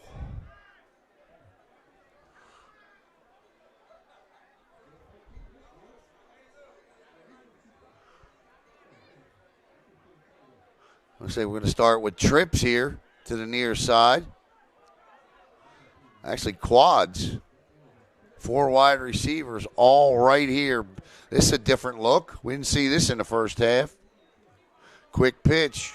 They get a seal and an edge, and that's a good play to start the second half on a good run by Tyrone Smith as he'll pick up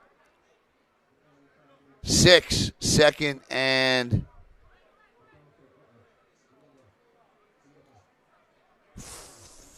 4. Second down and 4 right here in your living room. Break the huddle to the line of scrimmage. That's a good play. Same formation, other side. Yep. Oh, no, the ball's out, and it's recovered by the Cougars. That is the 4th turnover of the game, and the lucky recipient of the ball off the face mask that time was number 56, Benjamin Hooks, and the Cougars will take over 1st and 10 at the TC Bengal 48. Another fumble. Would hit him right in the face mask. Good pitch. Got to get your arms out.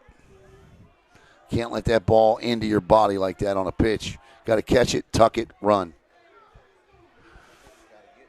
Catch it, tuck it, run.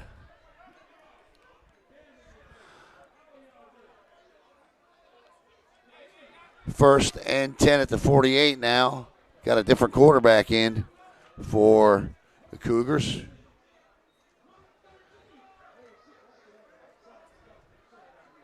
And that fools nobody. Quarterback is Mike Larry.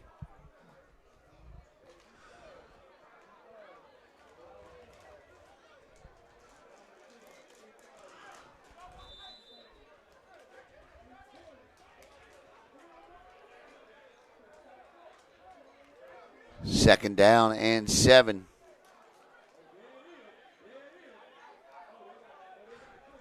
Mike Larry, the man with 2 first names under center.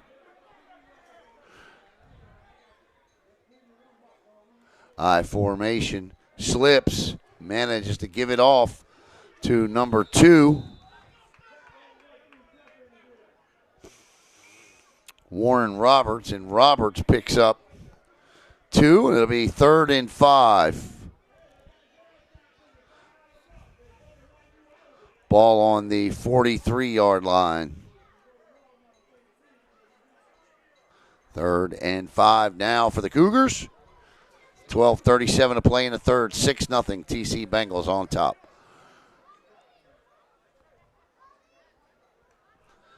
Kendrick Gaskins checks in.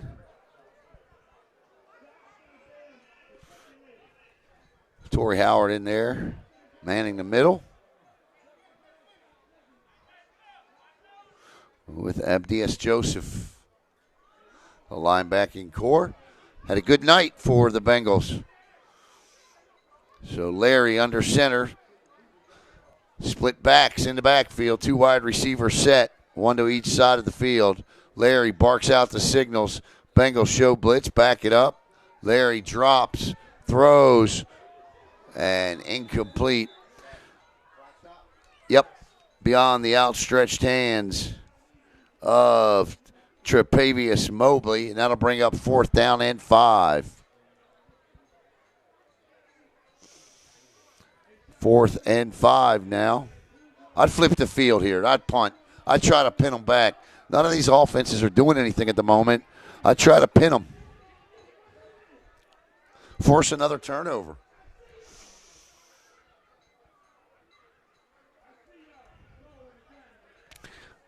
But it looks like they're going to go for it on 4th and 5. No, you sure can't. Basic formation, 2 backs, quarterback under center, Larry.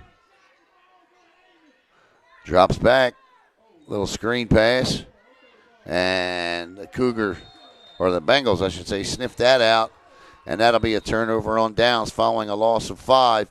So it'll be 1st and 10 for the TC Bengals. They actually pick up yards on that at the Cougar 48. 11:40 to play in the third. Actually, they marked the ball at the 49 of the Bengals. I don't like the spot, but okay.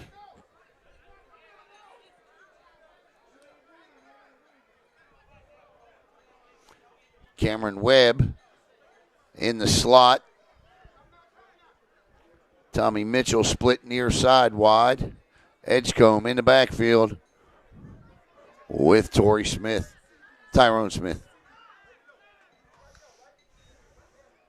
It is Smith. Smith with a burst of speed. Off tackle. He picks up 7. 2nd and 3.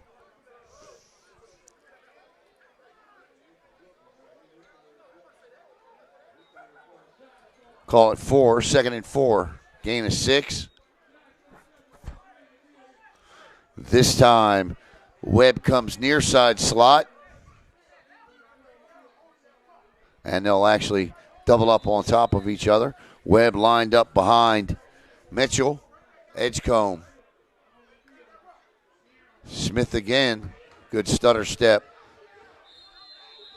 And he'll pick up 1. Should be 1.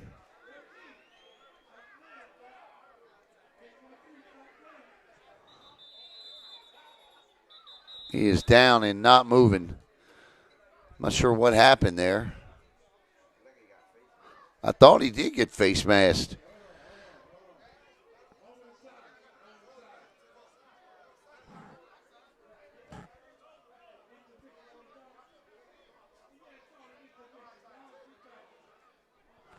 This would not be good for the Bengals. He is the only back tonight, the only player on either team that has finding yards, and he's okay. He's going to be up.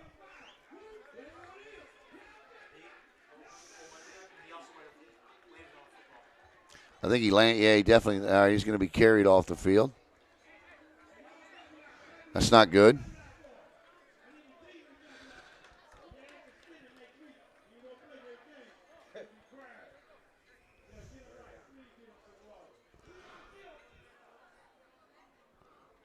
All right, we're about to see these other backs that Coach Meach was talking about in the pregame show. He's got speed, he's got power. See which one steps up now.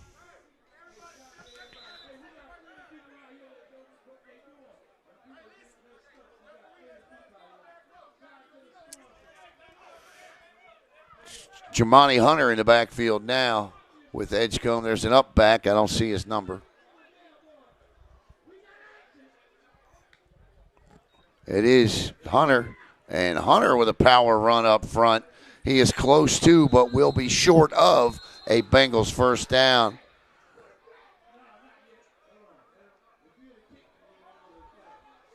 Should be 4th and about a yard here.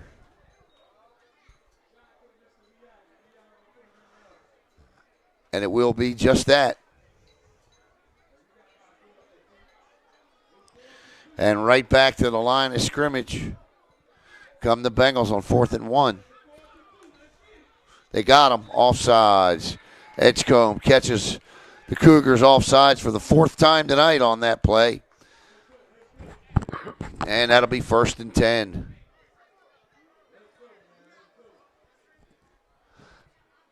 Alan Slaughter-Zinski coming to you live from Khalil Mack Field here in Fort Pierce.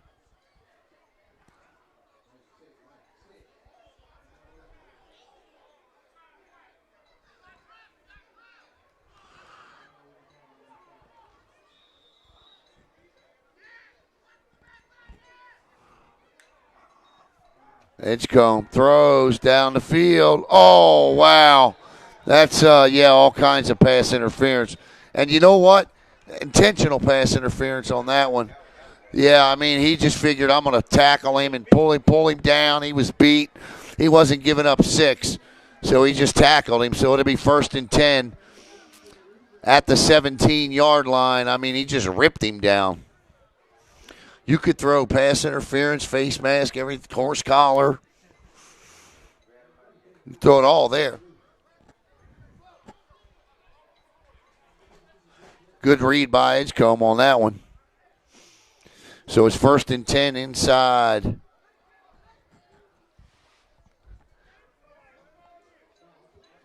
The Big Trouble Loyalty Bail Bond red zone. Ball should be at about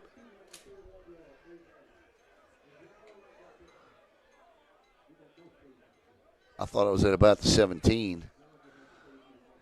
But my eyes may be deceiving me here. Say it's at the 23, so it's 1st and 10 at the 23, just outside the Big Trouble Loyalty Bail Bond red zone. 9:54 to play in You just get the feeling a touchdown here by the Bengals would put this away. You know what I mean? Oh, yeah, so they are going to move it up. That's where I thought it happened at. Yeah, okay, so it's at the 15. So it is 1st and 10 inside the Big Trouble Loyalty Bail Bonds red zone.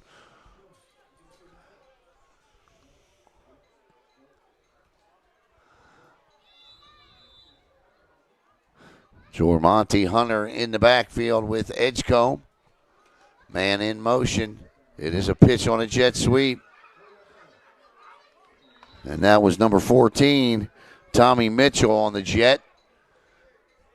Jet pitch. And he loses a yard. I thought that took a little too long to develop.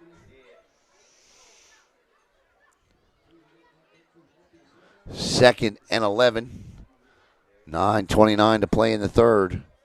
Bengals looking to add to their 6-0 lead here.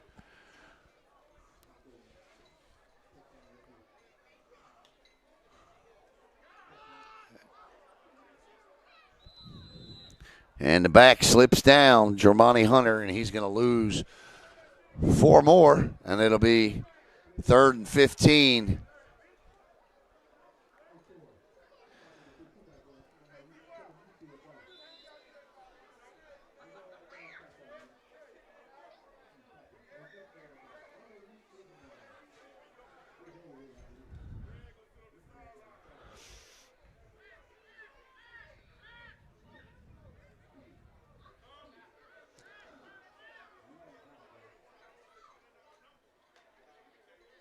Didn't catch him that time. Better hurry, though. He ain't got much time left here. Edgecombe gets him set again. And Hunter this time through the hole.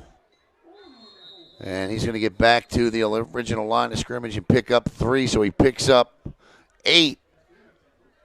But he needed 15, so it'll be 3rd, 4th, and 7.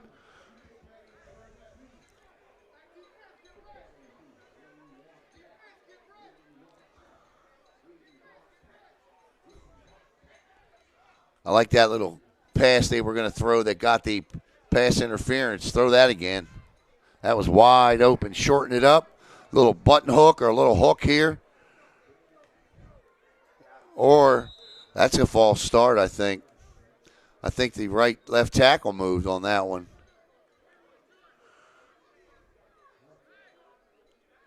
He does. And that'll back him up, and it'll be 4th down and 12. The tackle moved. 7:39. So 4th and 13 now. That doesn't really change the play call.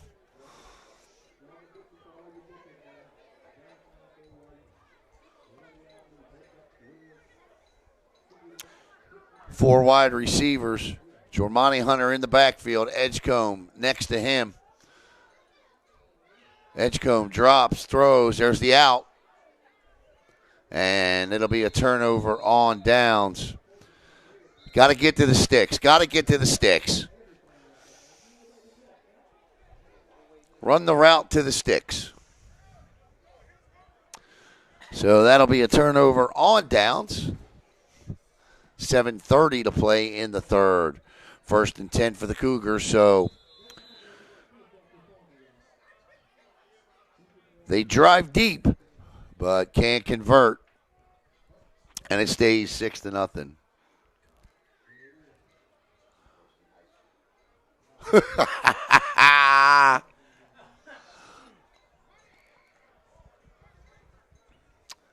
I like this press box, man.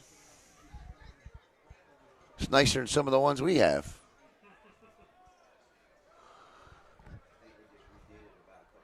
Did they? Did a nice job. Larry under center, I formation. And they were back and a quarterback run into each other. And still picks up 2. 1, 2nd and 9.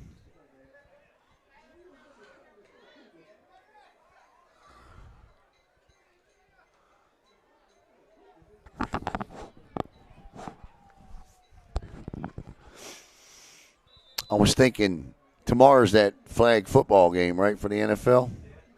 I still want that 7-on-7 tournament.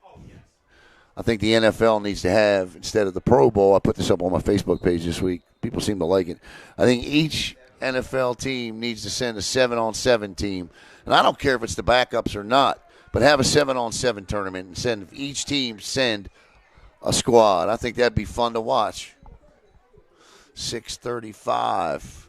And then you could even have teams could have a legacy player where a guy has retired in the last 5 years and thinks he can still play. Flag down on the far side of the field. So that's a good run. That's the best run of the night for the Cougars, but we got a flag.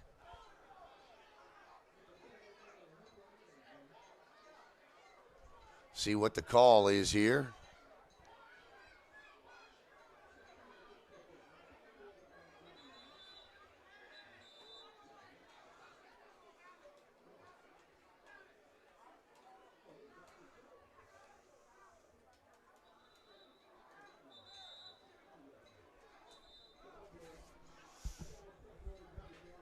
.6:23 to play in the third. Clock stopped for the penalty here. I'm still not sure what it is. Everybody's going to back up, though.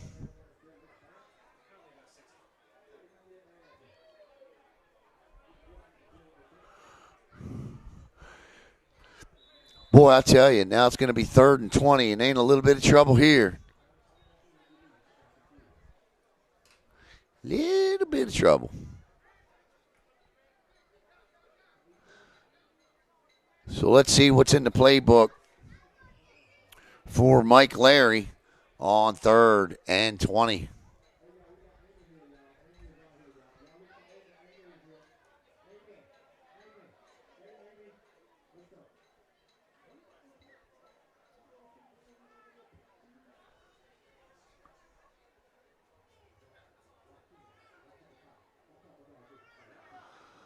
First time from the gun, Larry just throws it up. Oh, he caught it. Throws it up. Jump ball. Beats 2 defenders. Tre'Pavis Mobley comes down with it. First down, Cougars. That's the first down of the night for them. That's not a penalty. How about that throw? I think the catch, that is climbing the ladder. Good catch, young man. Good catch. Tre'Pavis Mobley goes up and gets it.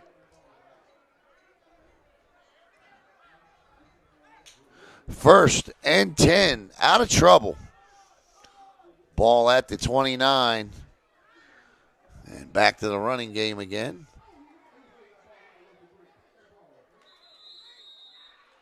And that Bengals defensive front stops that in a hurry. And another flag is down.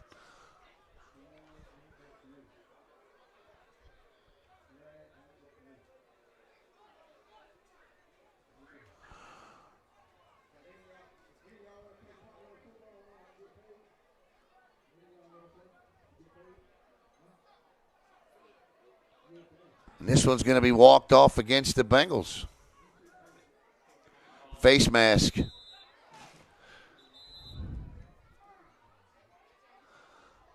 So they call a face mask penalty. Is it 5 or 15? Well, it looks like 15. So that's another Cougar first down, and the ball is now out beyond the 40 at the 43.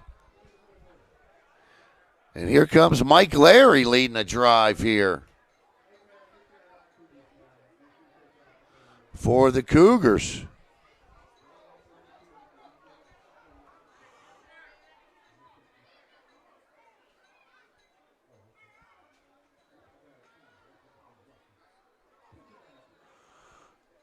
Little counter.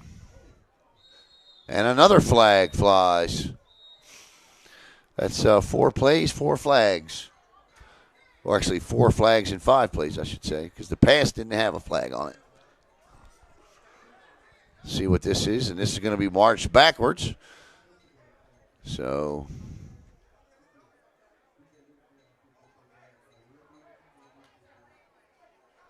it's a hold.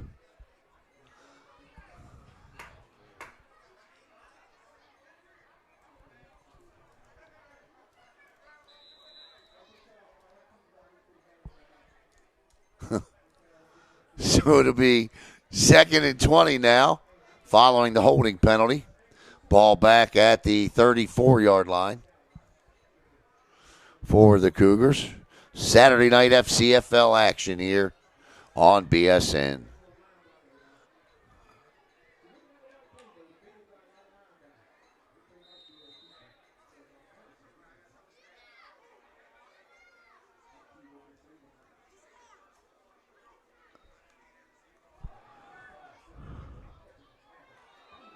Ball's out.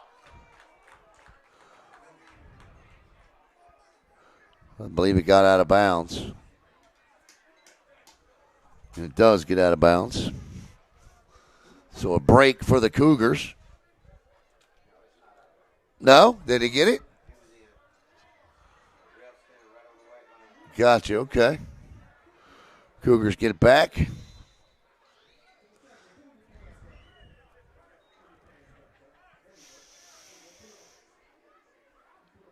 So that'll bring up 3rd down and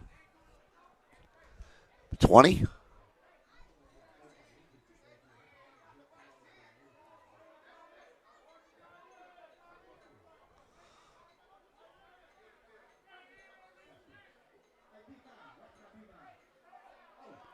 He just walked right over the line of scrimmage.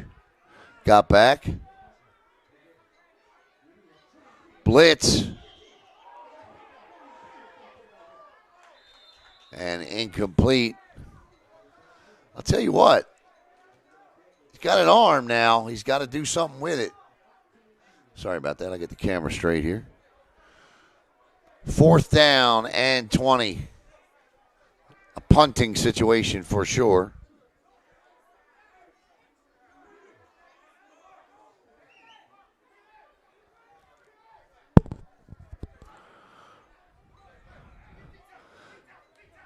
.330 to play.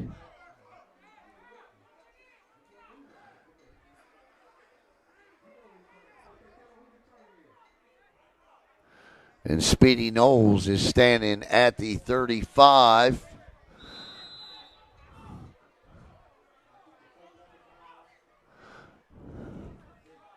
And this is Micah Meyer to kick. Bad snap, but he gets it off somehow.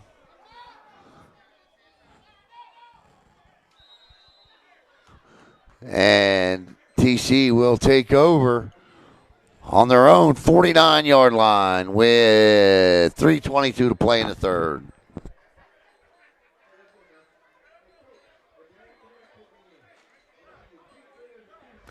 And Edgecombe leads the offense back out onto the field. Have not seen Tyrone Smith yet.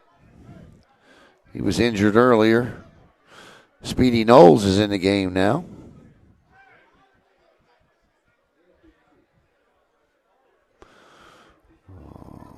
Have to get our sideline reporter, Aaron Andrews, to get us an injury update. Having technical difficulties getting down to Aaron, though. Her mic's not working. It's all Aaron Andrews' fault.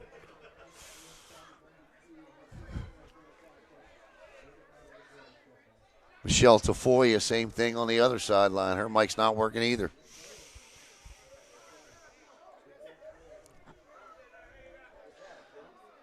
Some sort of a penalty has taken place.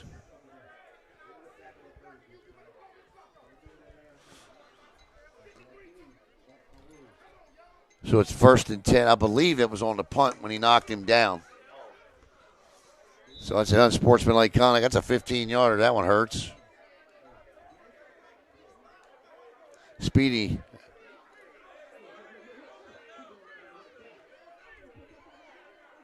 Speedy Knowles picking up yards on the jet pitch there.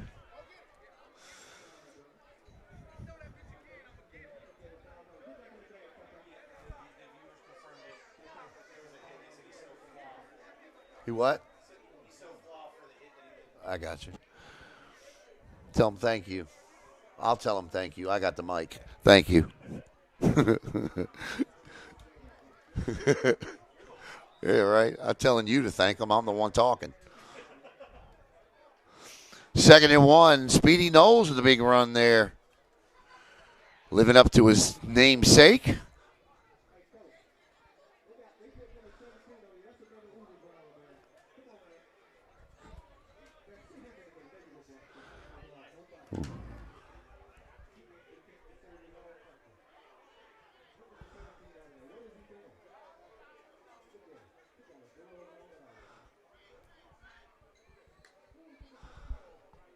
And a busted play, and Edgecombe on a busted play turns out to be the biggest run of the night at near 20 yards.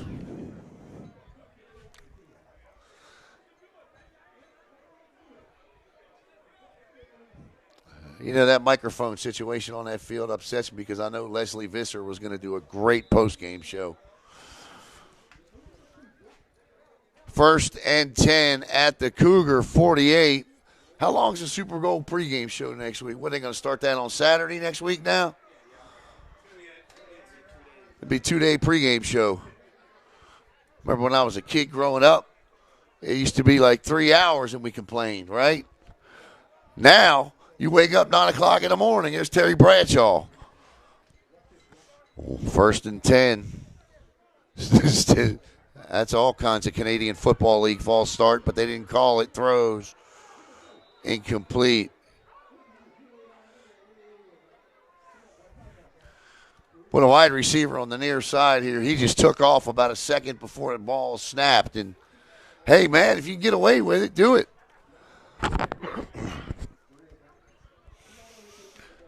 The incomplete pass stops the clock. That was Tommy Mitchell flashing that speed for the CFL scouts in the stands.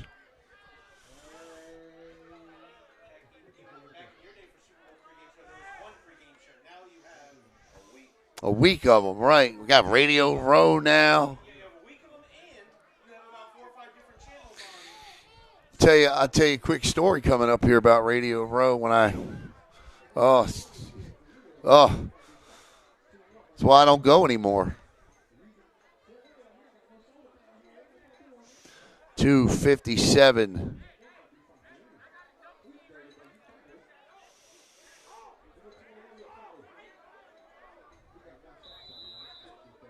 Second and 10 for Edgecombe.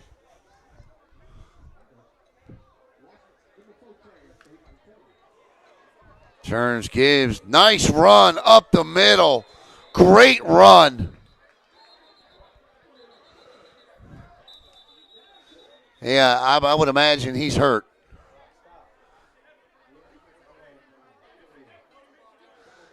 He got down and tried to tackle the running back, which was Jormani Hunter. Hunter had a full head of steam, and he just absolutely barreled the DB. And I imagine that hurt. 2:51, 1st and 10. Good drive here for the Bengals.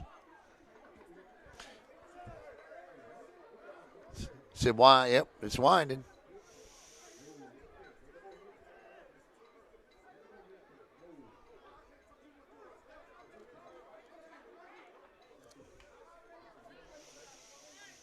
And got to be careful. It's not a lateral. So the one and only time, the problem with Radio Row is that what it has turned into is nothing but one big giant sales floor. Everybody that you are forced to bring on as guests, you have to hawk their product. And so you spend half the time, you only get, say you get 6 minutes with a guest, which is what they used to tell us. 4 minutes of that is them talking about their product, and 2 minutes of it is you being able to ask them whatever questions you want. And a lot of times they try to dictate those. So it's not worth it. 2nd down and 10. Sweep. Speedy Knowles to the near side. He slips down. 2:23 to play in the third, and the Bengals are on to a little something here. Knowles had a good head of steam coming this way.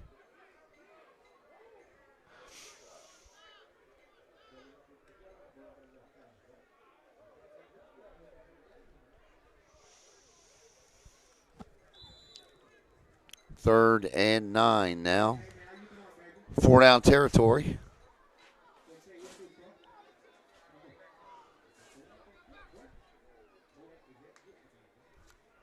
Edgecombe. Nice throw on the out. Did he get there? That was a good-looking throw, man.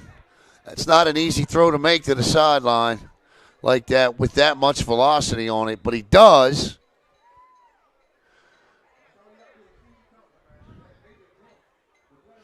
And I believe that's LeGarrette Richardson over there that caught that. 80, I think.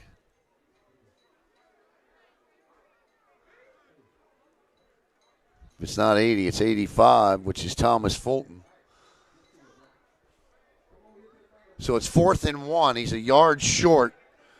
Obvious go-for-it situation. Knowles has looked good running the ball on the drive, save for the cut and the slip.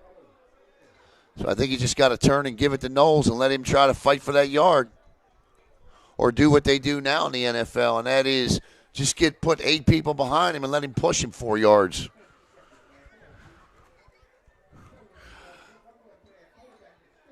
When did that start? Unbelievable, man. It used to be a penalty. Now it's how many guys can you get to push the pile. 4th and 1. They'll stop it again when somebody blows out a knee or something doing it. I was going to say, or when Tom Brady gets hurt doing it or something, right? But that ain't going to happen no more, right? 4th and 1, Brady. Patrick Mahomes, right? He could, right? When a significant quarterback gets hurt, then you get a rule change. 4th and 1 from the gun. I don't like the gun on 4th and 1. I really don't. Fakes it up the middle. It'll work. But I don't like it. But he picks up 11, needing 1. That's why I'm up here in the booth and not with a headset down on the sidelines. Good run by Jormani Hunter. But my philosophy is if you only need a yard, stay out of the gun on 4th down. So 1st and 10 inside the Big Trouble Loyalty Bail Bonds. Red zone. Great drive by the Bengals. Their best of the night. This is Jormani Hunter again. He cuts back, picks up 5. 6, 2nd and 4.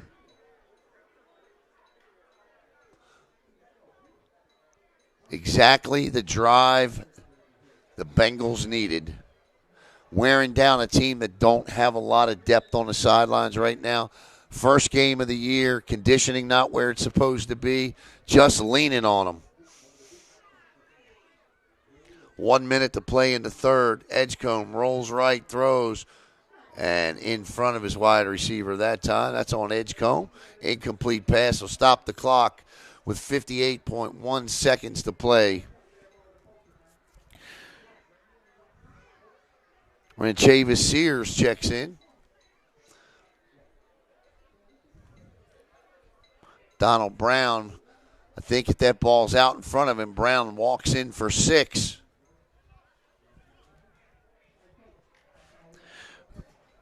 So who you got next week in the Super Bowl? Everybody watching?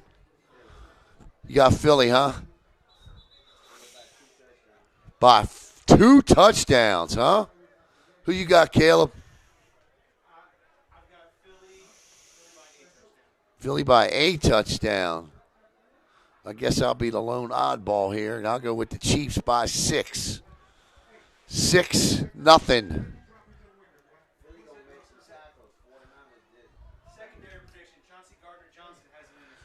the Cocoa Tiger product. Chauncey Gardner-Johnson, Caleb says, will have an interception. Third year in a row, Cocoa Tiger's been in the Super Bowl. Last year, it was Javion Hawkins. Well, he was on the practice squad for the Rams. The year before, Jamel Dean for the Bucs. All three of those guys went to Cocoa High School, my neck of the woods. 3rd and 4. Turns, gives. What a time-consuming drive. Now you can run it.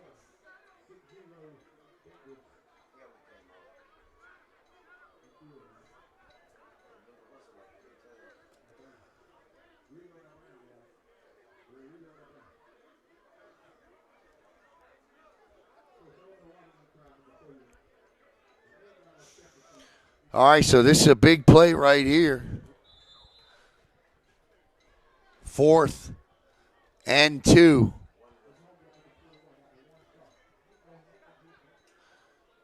And Edgecombe is under center. Does he get it? I think he's got it. We'll see here where the mark is. First down. That's how you do it. Get under center and run for it. So 1st and goal to go now from about the 5-yard line for the TC Bengals. And you feel like a touchdown here will just put this one out of reach. Although we've seen some crazy stuff. Edgecombe, give. Touchdown! Jormonte Hunter. And with 14.4 seconds to play in the third, 12-0 Bengals.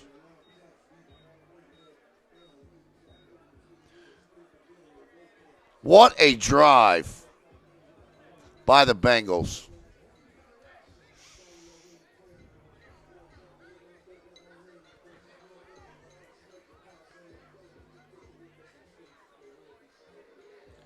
And now we'll get the 40-yard extra point.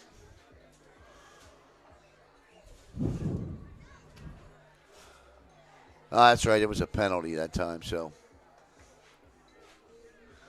they might be going for 2 here.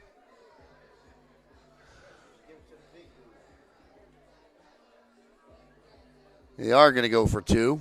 Try to make it 14-0. And why not? You just wore them down on an 11-play drive. No, not. You don't even start the clock on the extra point.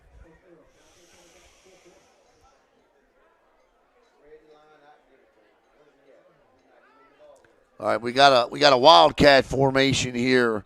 Ranchavis Sears is in at quarterback or in a running back with Edgecombe, and this is Sears going to try to get outside, and that's not going to work. And it's going to be, I thought it was a wildcat, but it's not. I didn't see Edgecombe. All right, 14.4 seconds to play in the third. And again, this season, honoring those that are no longer with us here with the TC Bengals. See the names on your screen.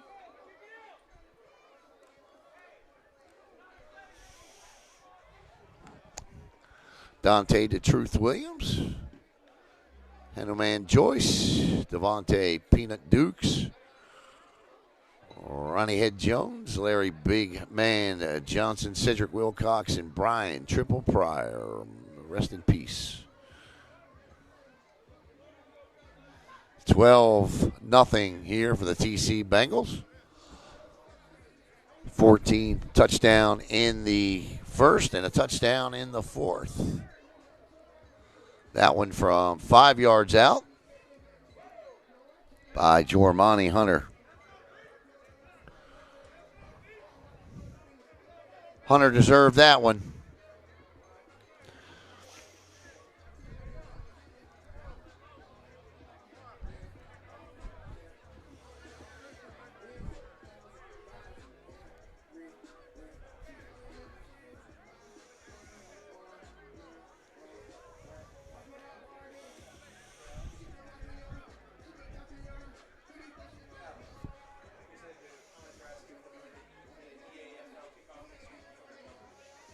We got the Space Coast Sharks when they kick off. We are with the Space Coast Sharks and the TC Bengals this year.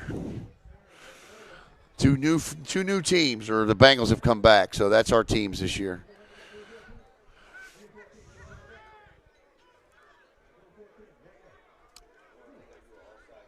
I don't know, but I was just wondering if they were going to do that. Yep, I was just wondering about it. That was a beautiful onside kick.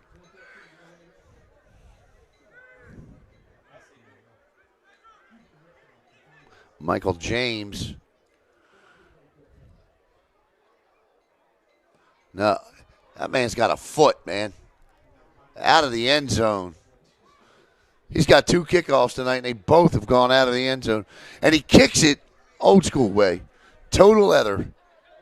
All muscle. So we should get one play here in the third, and we'll go to the fourth. 12-0 TC Bengals on top.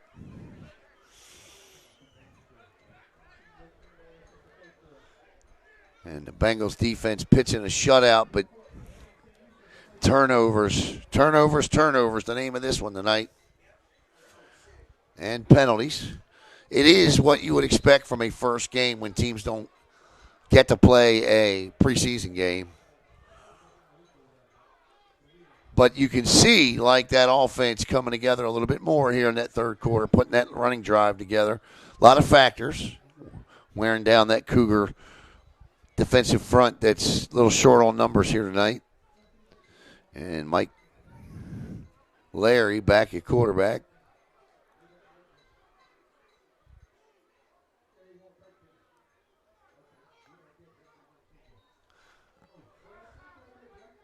Little dump off here. Good safe play. And that's a gain of 10. That should be first and 10.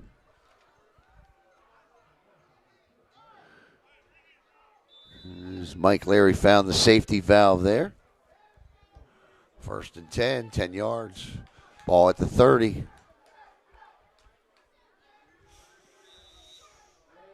4.4 seconds to play. I can almost guarantee this is the final play of the third quarter. Larry in trouble.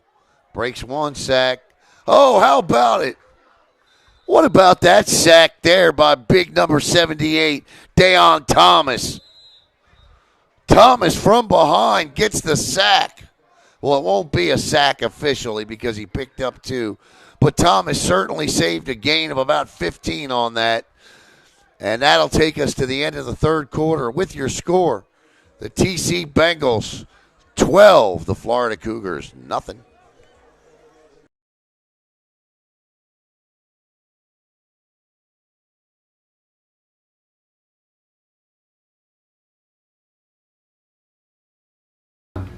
Hey, this is Devon Dudley, and you are watching Brevard Sports Network. Oh, my brother, testify. I'm Marcus May, and you're watching Brevard Sports Network. My man.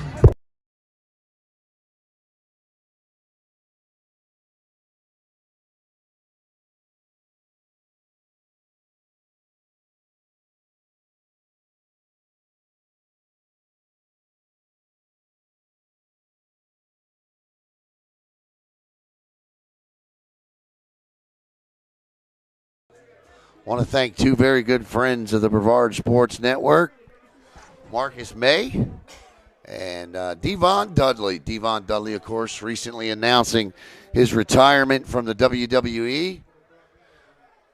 And it's 2nd and 8 now for the Cougars.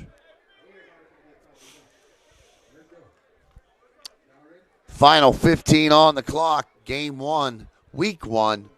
For the TC Bengals. And while I know Big Meech is going to want to work on some things, he's got to be happy right now that his first time back out in a couple of years sees his team with a 2-score lead in the final quarter of play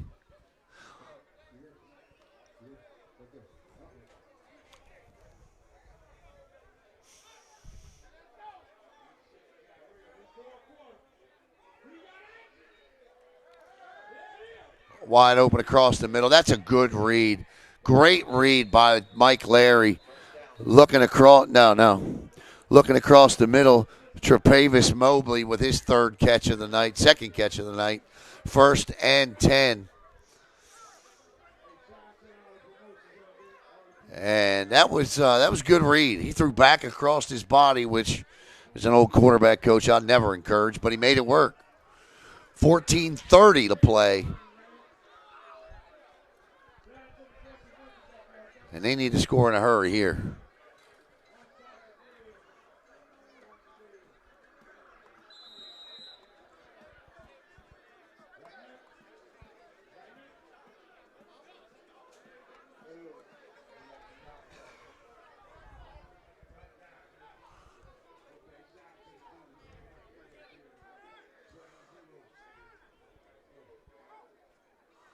Larry gives. Oh, my goodness gracious. Forget about it.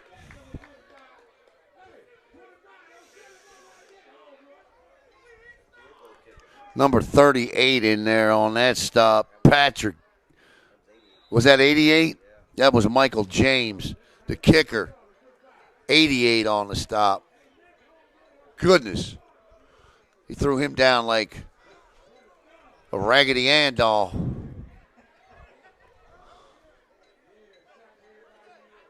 Second and 12.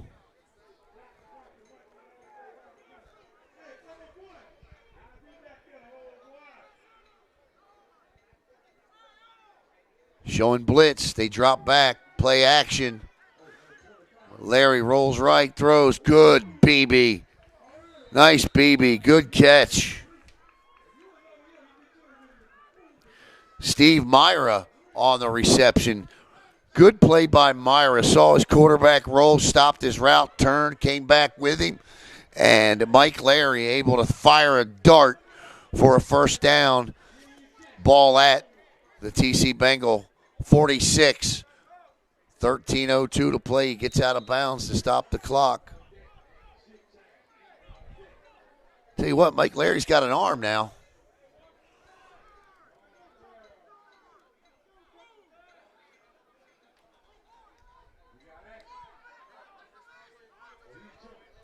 Good jump off the edge.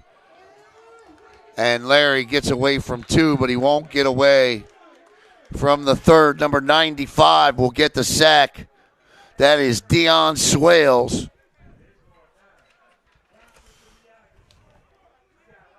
Swales out of Sebastian River. Picks up the sack, 2nd and 14, 12, 30 to play.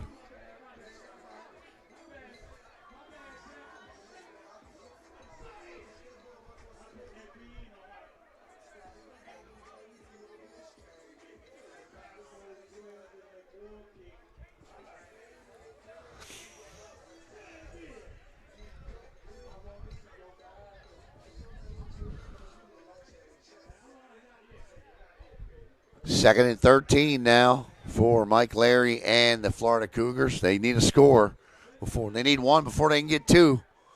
There are no 12-point touchdowns.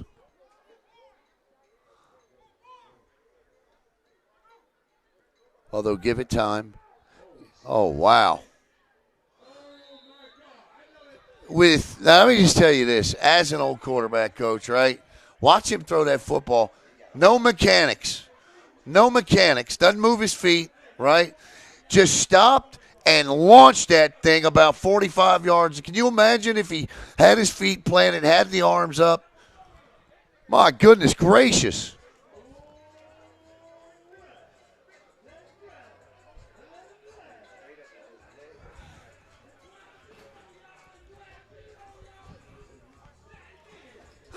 He just plucked that thing, flung it. It's 3rd and 14.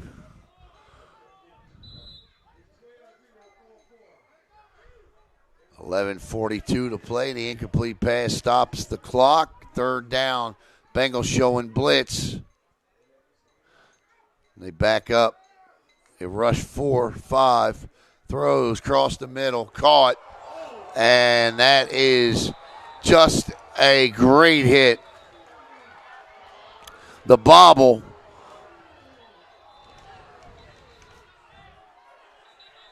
Steven Myra, how did he hang on to that football? Who hit him? Abditas Joseph at a Bayside High absolutely laid the wood on him. And Myra thought about getting up. I suppose he just couldn't.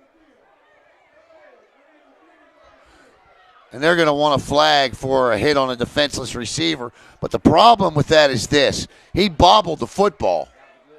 That was a good hit.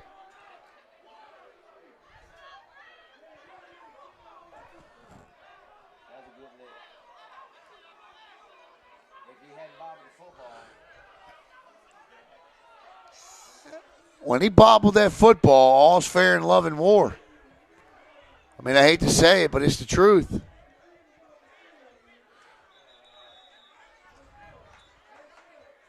Now we got flags flying. And this is what I don't like about this. Unfortunately, you see this a lot. But it is quickly, into the credit of the coaches and the officials, quickly under control. However, we got 11:31 to play here. We got flags everywhere.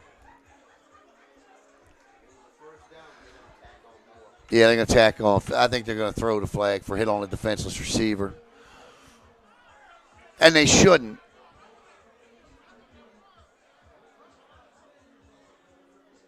Now, I mean, it happened so fast. Unless he hit him in the head, which you can't do. You can't lead with your head. Hit him with his shoulder pad. And, once he bobbled that ball, that's it. Yeah, he's got to catch it and pull it down. I got you. So they're calling a penalty on not a hit. So the clean hit. But the penalty is coming off the field, coming off the bench onto the field. So the Cougars now will have it 1st and 10 at the 25, and that'll be against the Bengals. Cannot come off the bench.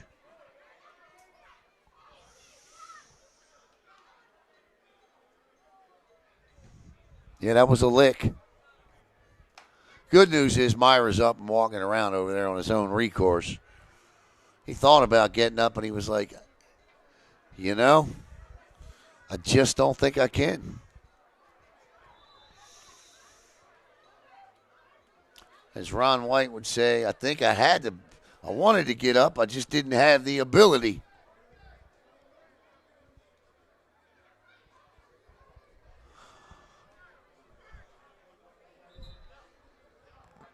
You could hear that all the way up here.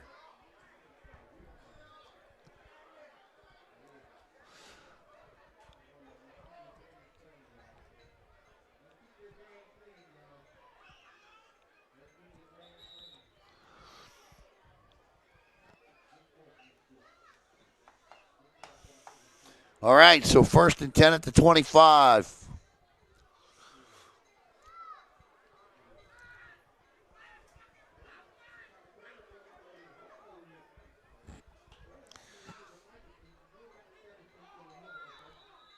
And Coach Guido Gonzalez is not a happy man.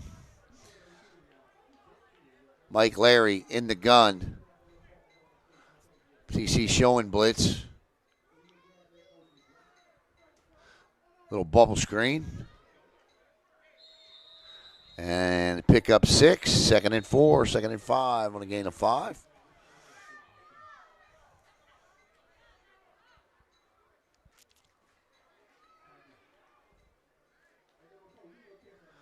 Another flag. He picked it up. Yeah, he's got it in his hand. He picked it up. Sideline warning is what it is, yep. So the Cougars looking to get on the board here, and if they can, still plenty of time left in this one.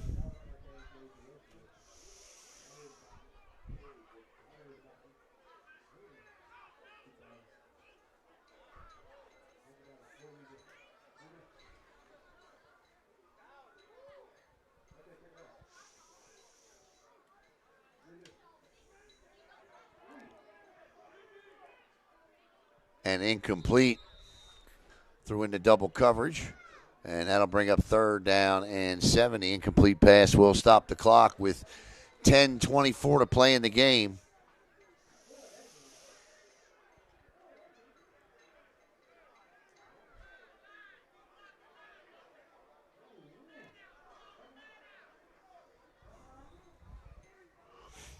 Obviously 4 downs here, right?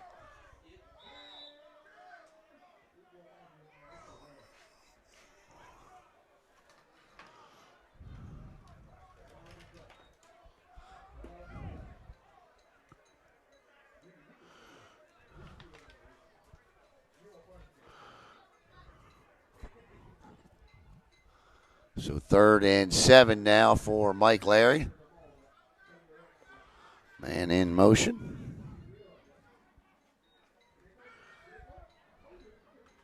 Flings it out of the end zone. 4th and 7.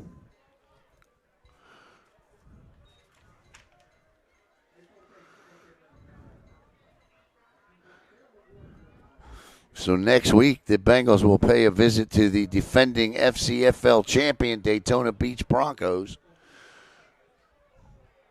up at Derbyshire Park in Daytona. 7 o'clock kick next week. Right here on Brevard Sports Network.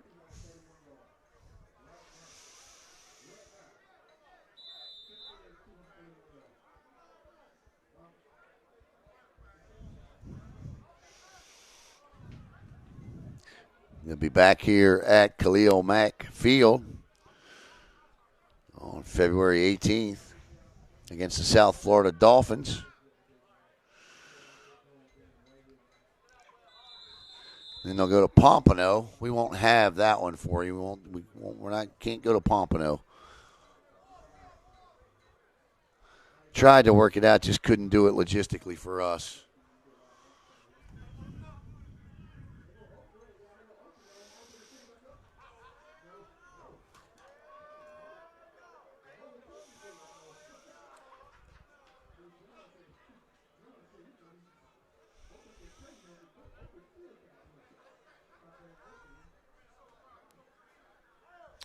What are the referees congregating about now?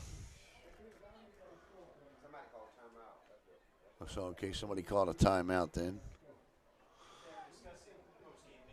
Post-game meal, where they're going. That's a very important discussion. It is. Yeah. Yes, it is. I'm a little hungry myself.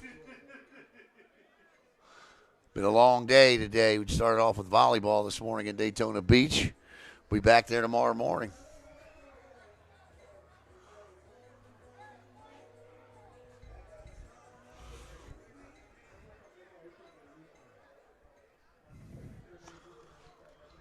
All right, 10-17 here. 4th down. This is the game, really, in my opinion, for the Cougars. For what it's worth. Mike Larry. He got one more wild completion in him. And if he does, it needs to be here. There it is. Overthrew him. Turnover on down. Oh, my. Wow. And that's going to be a 1st down for the Cougars. Wow. Undisciplined football right there. Can't do that. Cost you every time. It's turnover on downs. Now it's a 1st down.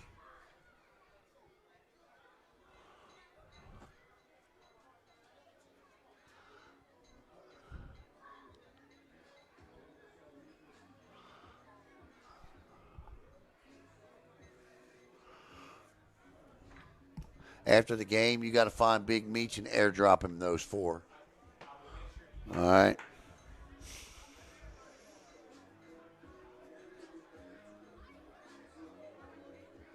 All right, so the undisciplined play leads to a 15-yard unsportsmanlike conduct penalty, and it's 1st and goal at the 5 now for the Cougars.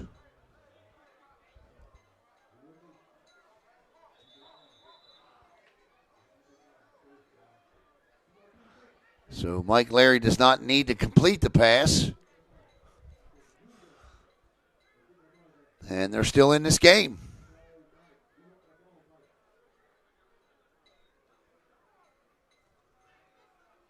Oh, that was nearly picked.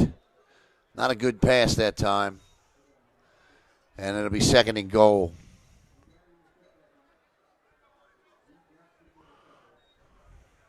The ball was nearly picked off, and had it been picked off, who knows? Might have been a pick 6.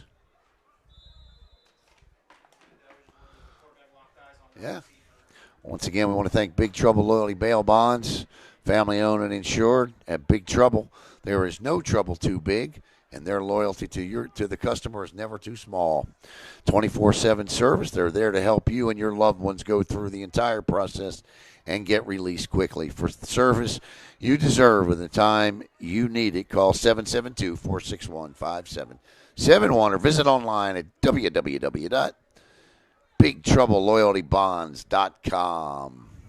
Big Trouble Loyalty Bail Bonds is also located at 800 Virginia Avenue, Suite 9 in Fort Pierce. 2nd and goal, throws.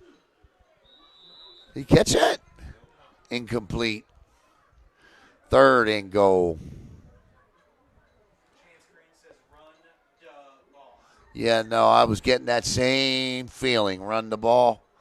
But now I think you got to throw it. Unless you got some kind of draw play you're pretty comfortable in right here. Quick draw, maybe a draw counter here from the gun. How about the old John Elway quarterback keeper up the middle? Act like you're going to throw the football, and then we got a flag, too.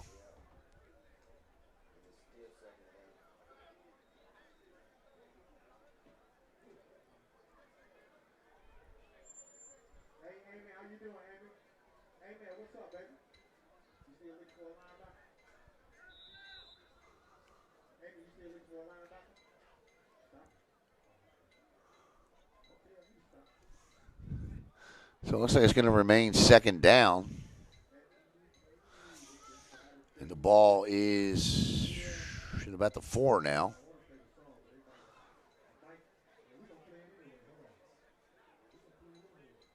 So 2nd down still.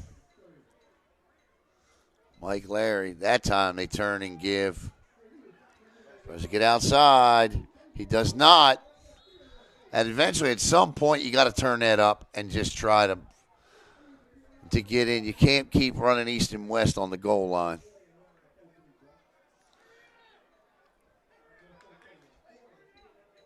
Third and goal. Yeah, I mean, if you see them flowing, you got to stop and try to cut up inside there. I mean, it's easier said than done, especially with the slick conditions the field has presented tonight. But still, you can't stretch it. Ball's at the 4, 3rd and 4. Mike Larry from the gun, backs to each side of him. That's it. Is he in? Ball's out. They're going to say 4th down. He's down.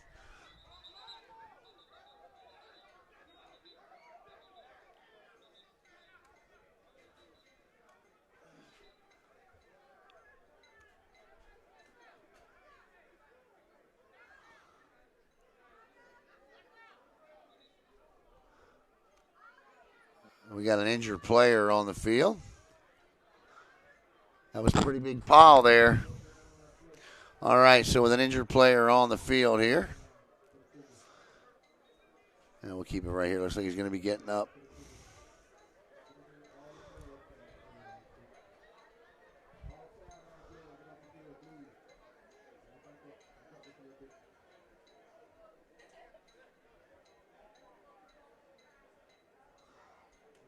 They're just going to pick him up, move him off.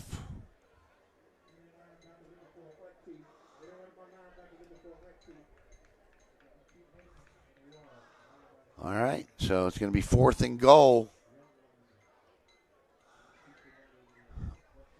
So this is going to be interesting here. Yeah. All right, let's see what they're going to do. I mean, I know they're going to go for it, but, I mean, what is the play call going to be?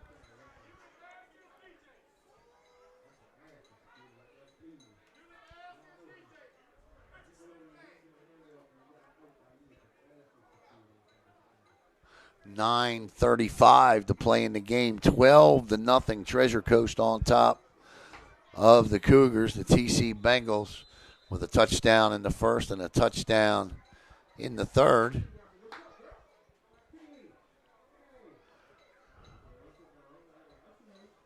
And this is 4th and goal from the 1.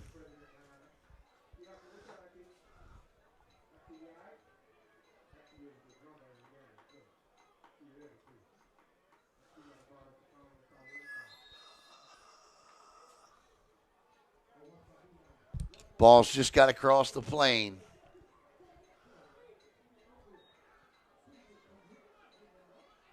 Looking at the side.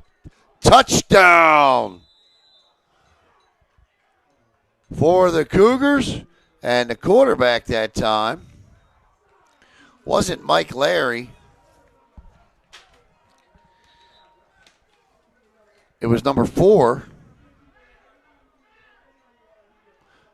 Trepavis Mobley. So Mobley gets in. And with 9:29 to play in the game, it's 12-6 pending the extra point here.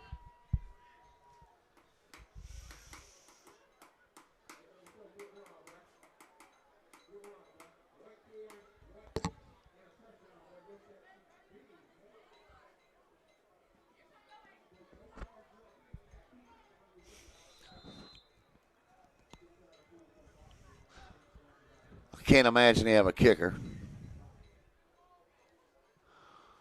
And I don't mean to say that disrespectfully. What I mean is they don't have a lot of players here. So it's hard for me to imagine that a kicker traveled. So they're going to go for 2 here.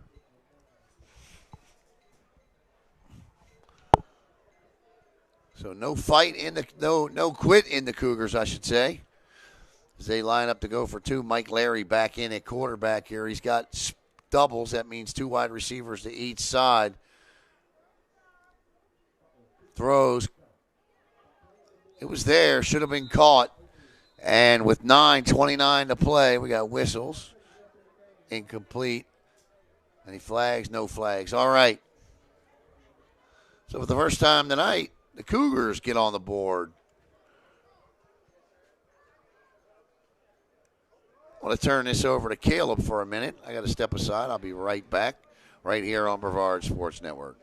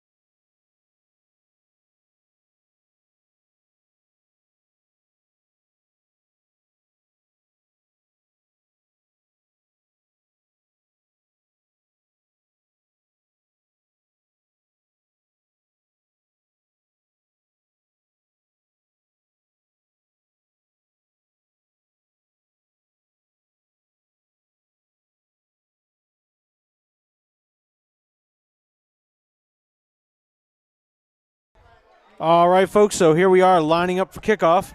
Cougars completed the first step. Put a score on the board, 9:29 left to go here in the game.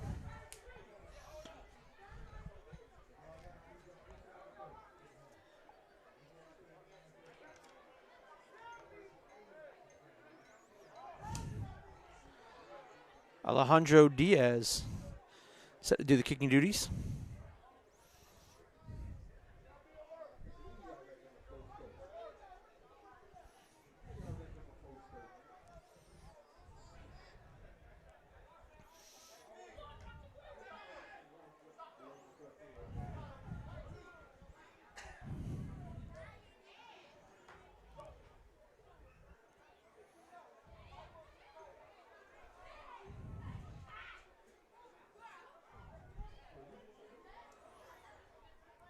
So here we go. We got someone hold the football. They said bump the tee. We don't need the tee. Watch this. Little squib kick. That one goes out of bounds. Good decision there by the Bengals to not recover it. Just let it go out of bounds and take over on the 45-yard line.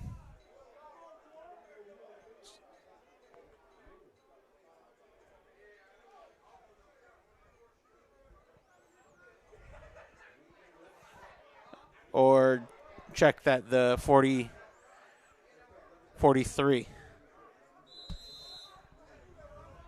Okay. So here come the Bengals.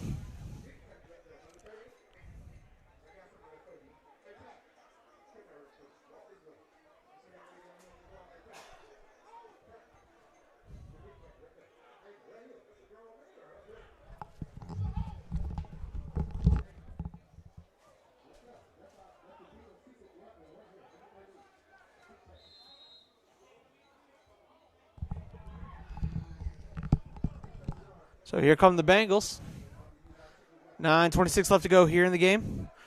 Quarterback gets it to the back end. Look at him just coming like a bat out of you know where.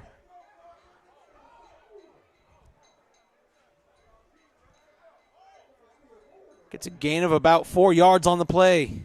Brings up second down and about 6.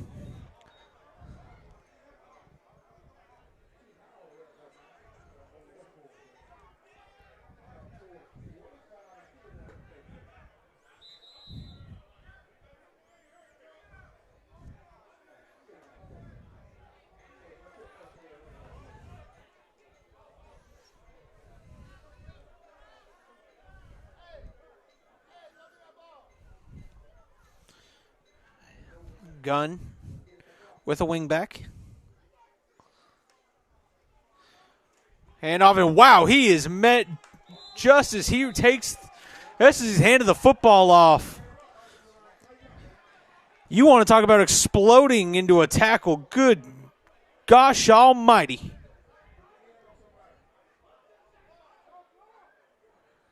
And that'll be a big loss.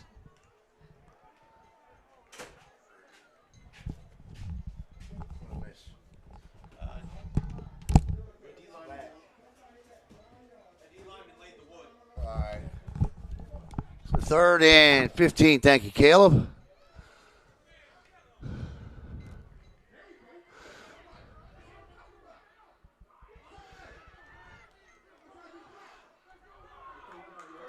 First down. Good run by Jormonte Hunter there. 7:38.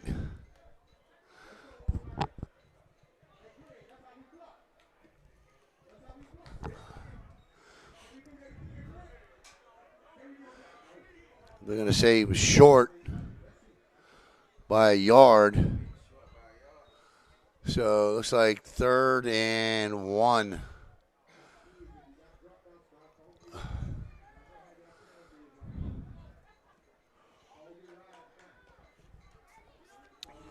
Take a shot right here. They got nobody now. All night. Take a shot. And that'll be a first down. I don't want to be the one to break the news to anybody, but that was a penalty on about 14 different infractions of a false start, illegal lining up, all that. 1st and 10 at the 45.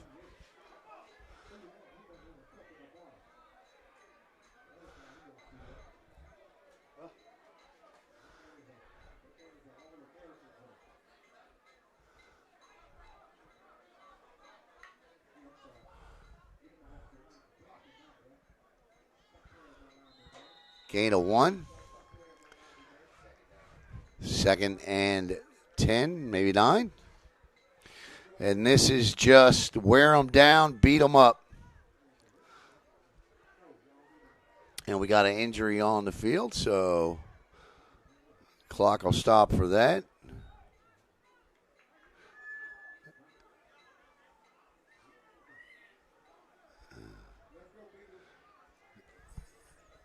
And the coaches came out, but the player's got to come off. He does.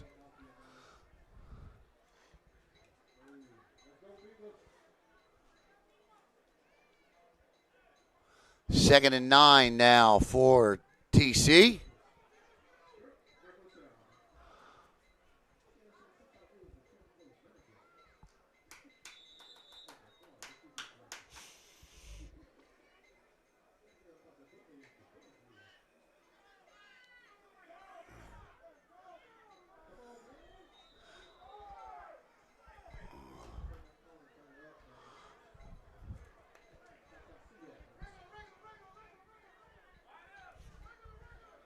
Not sure why he's running out of bounds.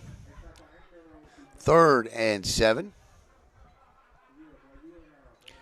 Got to try to do everything you can to keep that clock running.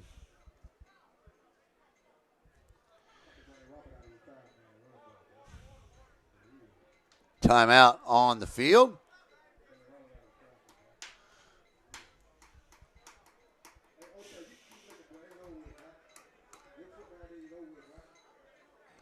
Still got us a game. 12-6, only a 1-score game now.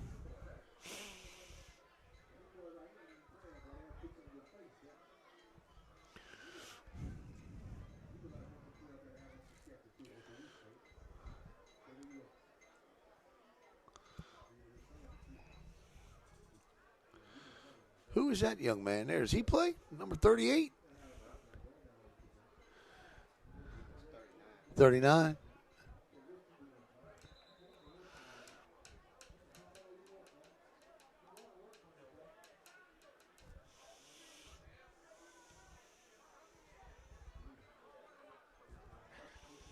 All right. 3rd down and 7 now. Timeout over. 5:27 to go in the game. And this is one of those grind them out, kill the clock drives. If they finish it, they win it. Edgecombe with Speedy Knowles. Fake the Knowles. Oh, wow. Straight up the gut. Still on his feet. Slung down.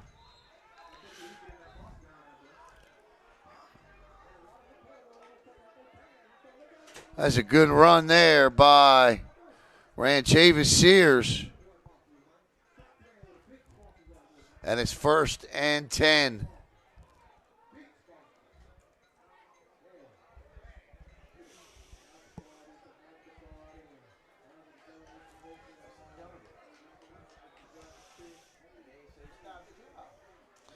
There's a flag down back here.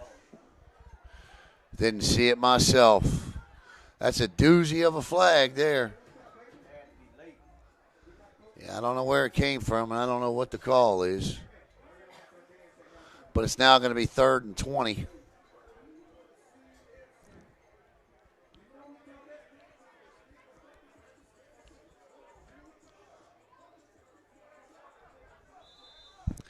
.452 to play in the game.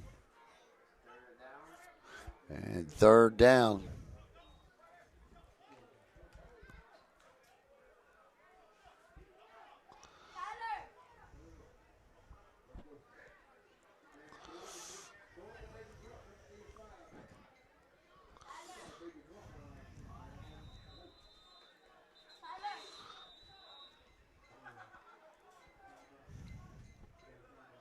Timeout, TC on the field.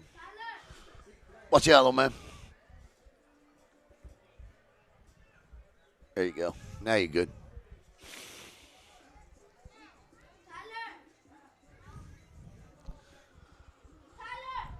So 4:52.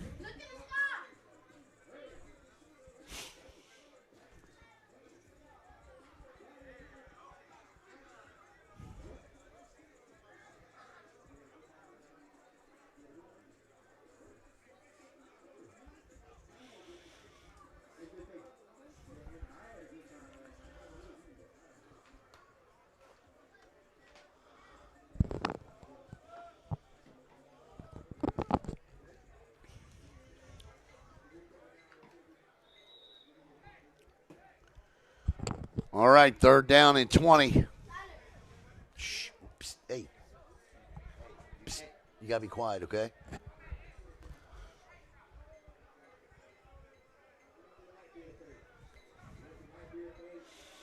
Thanks, buddy.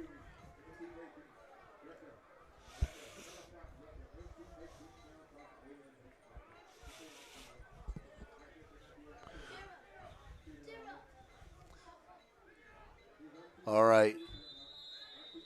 Still 3rd and 20 for the 4th time. Offsides. Well, I'll tell you what, he deserves an award for that one. Did you see that? That was hysterical. That was a good play, though, man. He sold it.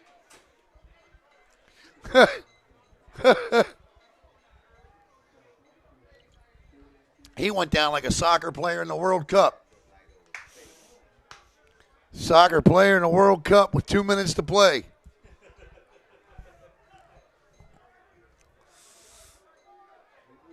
That's 5 yards for sure. No, I know. It was funny, man. That was good. That's right. WWE, here he comes.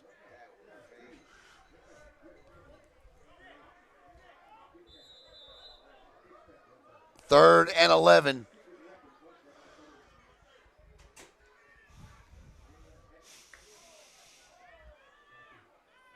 Edgecombe throws low.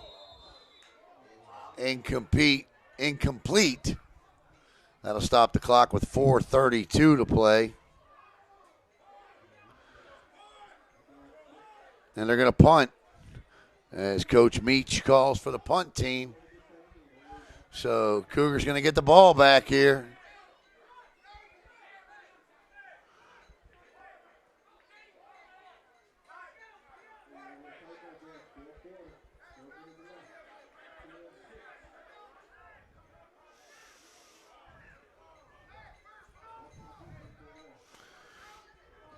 I'll tell you, the one thing that would scare me right now is Mike Larry's got an arm. And anything he puts up, this could get interesting. Got to make sure whatever. That's a long snap right there. That is a long snap. Look at this snap. Good one, though. And a great punt. Oh, no, it just died. It flailed. Look, came off his foot and then just went left in a hurry. Looked like it was going to be a beaut. It sure did. And it'll be 1st and 10.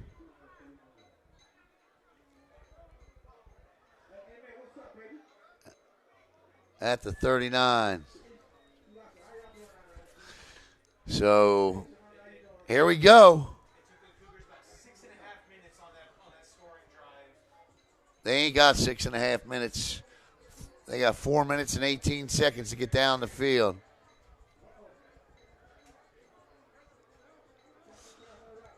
This is likely their final possession of meaning, where they can take their time, do what they need to do.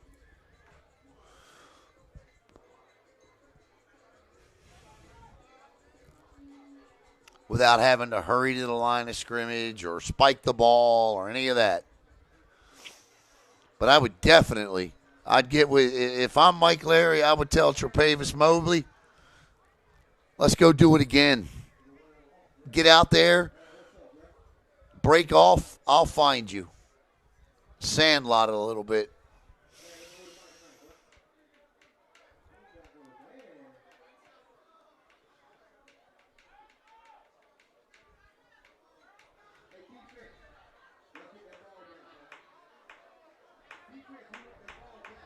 Here we go.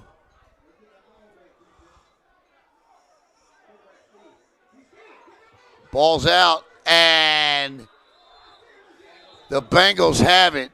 Quarterback tried to rush the snap. Kendrick Gaskin falls on it, and the Bengals will take over 1st and 10 at the 31 with 4:13 to play. That is the 8th lost, or the 8th fumble of the night, the 6th lost fumble. That one's on the quarterback. He rushed it, didn't have his eye on it, asked for it, took his eye off the ball, and I don't care what sport you're playing, when you take your eye off the ball, you don't catch it.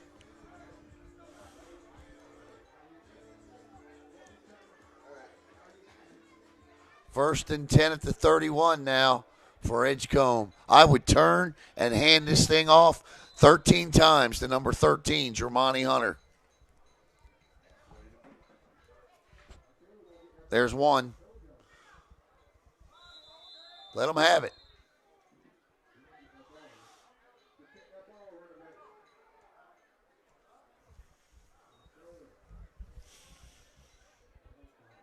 Second and 14.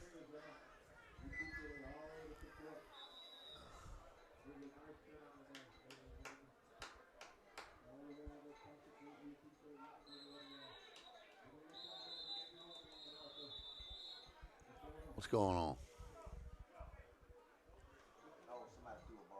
Oh, got a ball on the field. Okay. Yeah.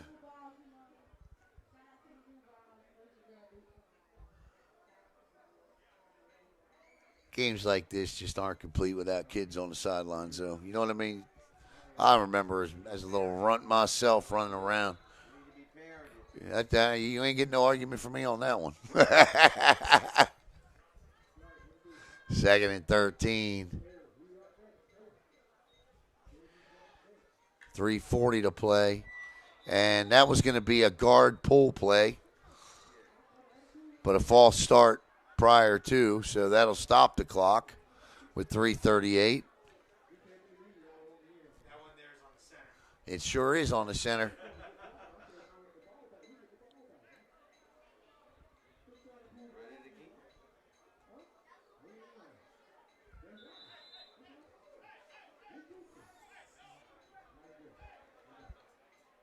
That's a long 5 yards right there, ain't it? How was that a 10-yard penalty? Okay, I missed something.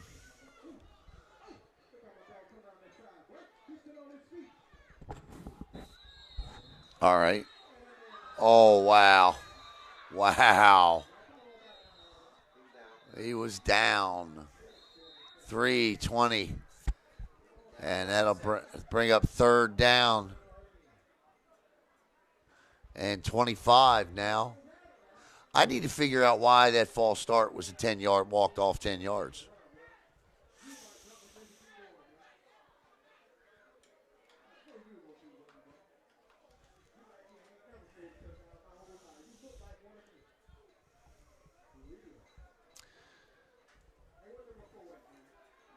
Under 3 to play.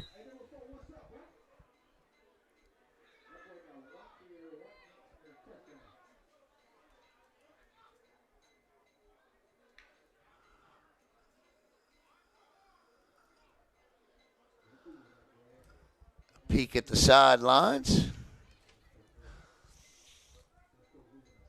Third and 22, 23. Edgecombe in trouble. Cuts it back, still on his feet. Down he goes. Picks up good yardage. Another flag down. Far side of the field here.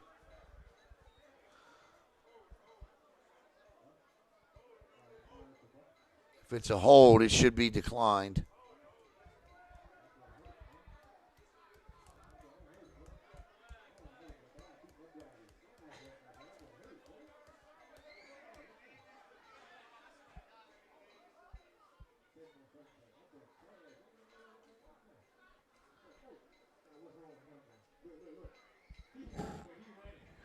Anything against the Bengals should be declined if you're the Cougars.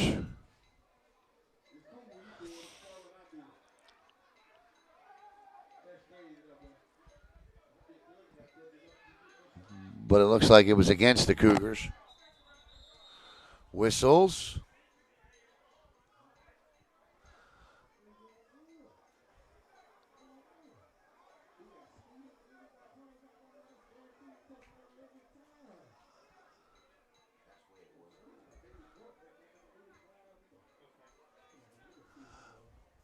Folks, I wish I could tell you what was going on.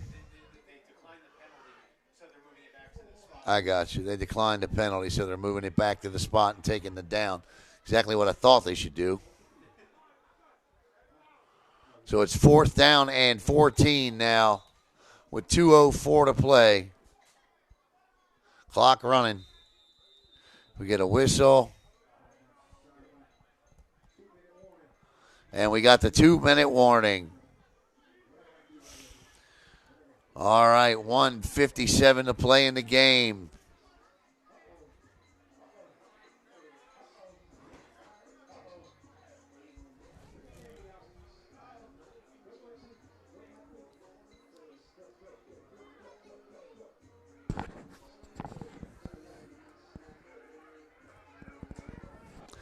Once again, we'd like to thank Big Trouble Loyalty Bail Bonds. Big John Meach out there coming back.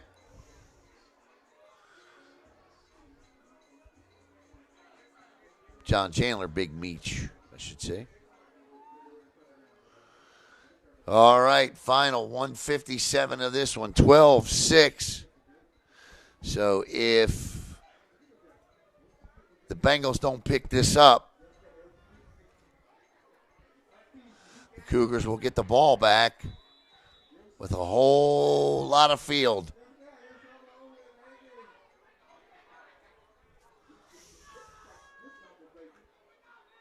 Edgecombe drops, stops, throws.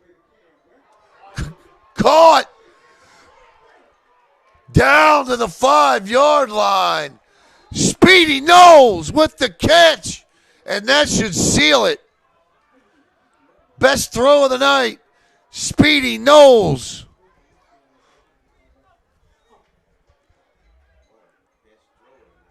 Pretty clutch play there.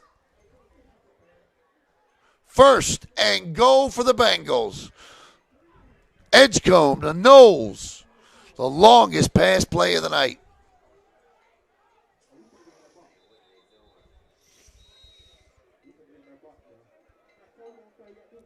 And they're going to go to the replay booth. No, I'm just kidding.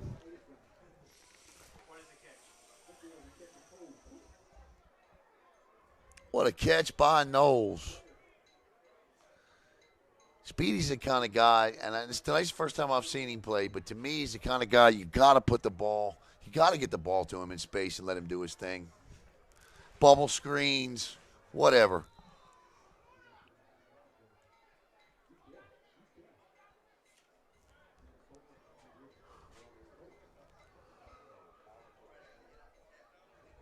First and goal.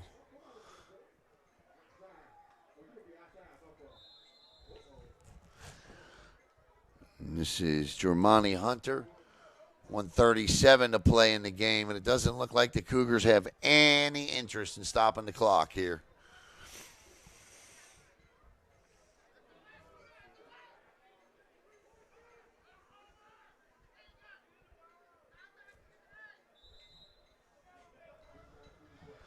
Second and goal. Germani Hunter again vying for his second touchdown tonight. He'll be stacked up at the 3. 1 minute to play. And unless they stop the clock, really all they need to do is take a knee. Now, could you learn a lesson from the Baltimore Ravens here? And just take a knee instead of trying to turn it around and hand it off?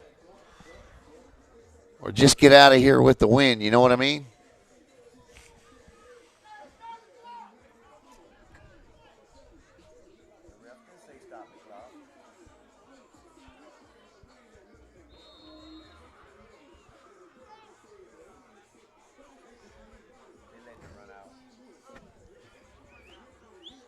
Yeah, they're going to let the clock run out, and that's going to do it.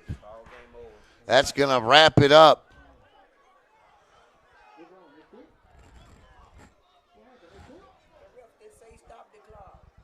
What are they doing here?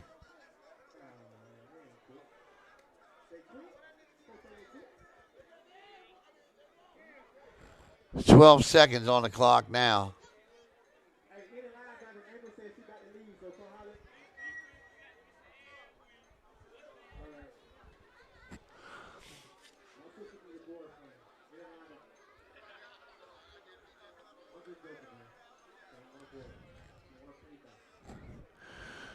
Our player of the game tonight will be Jermani Hunter on the offense, right? Yeah, he's coming over here to tell you to put more time on it. Here we go.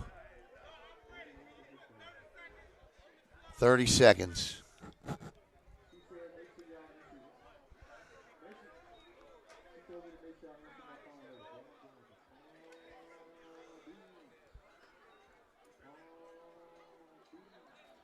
$30 seconds on the clock. And now wind it.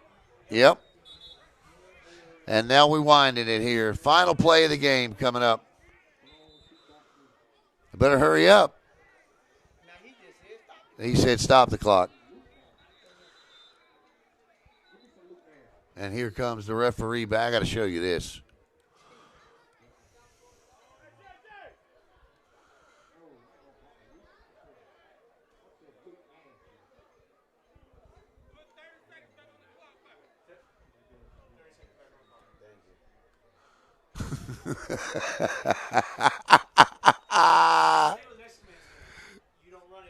Yeah, right. Nah, well, that's all right.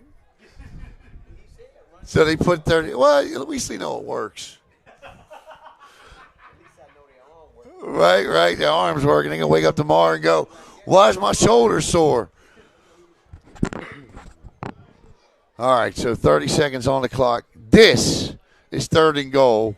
Should be, unless somebody takes a timeout, the final play.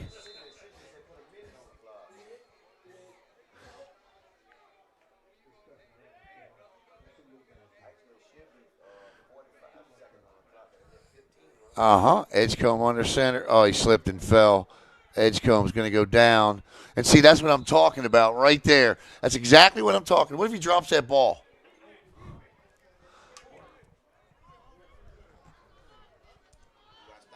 No. Nobody's called timeout. They don't have to run another play. And that will do it.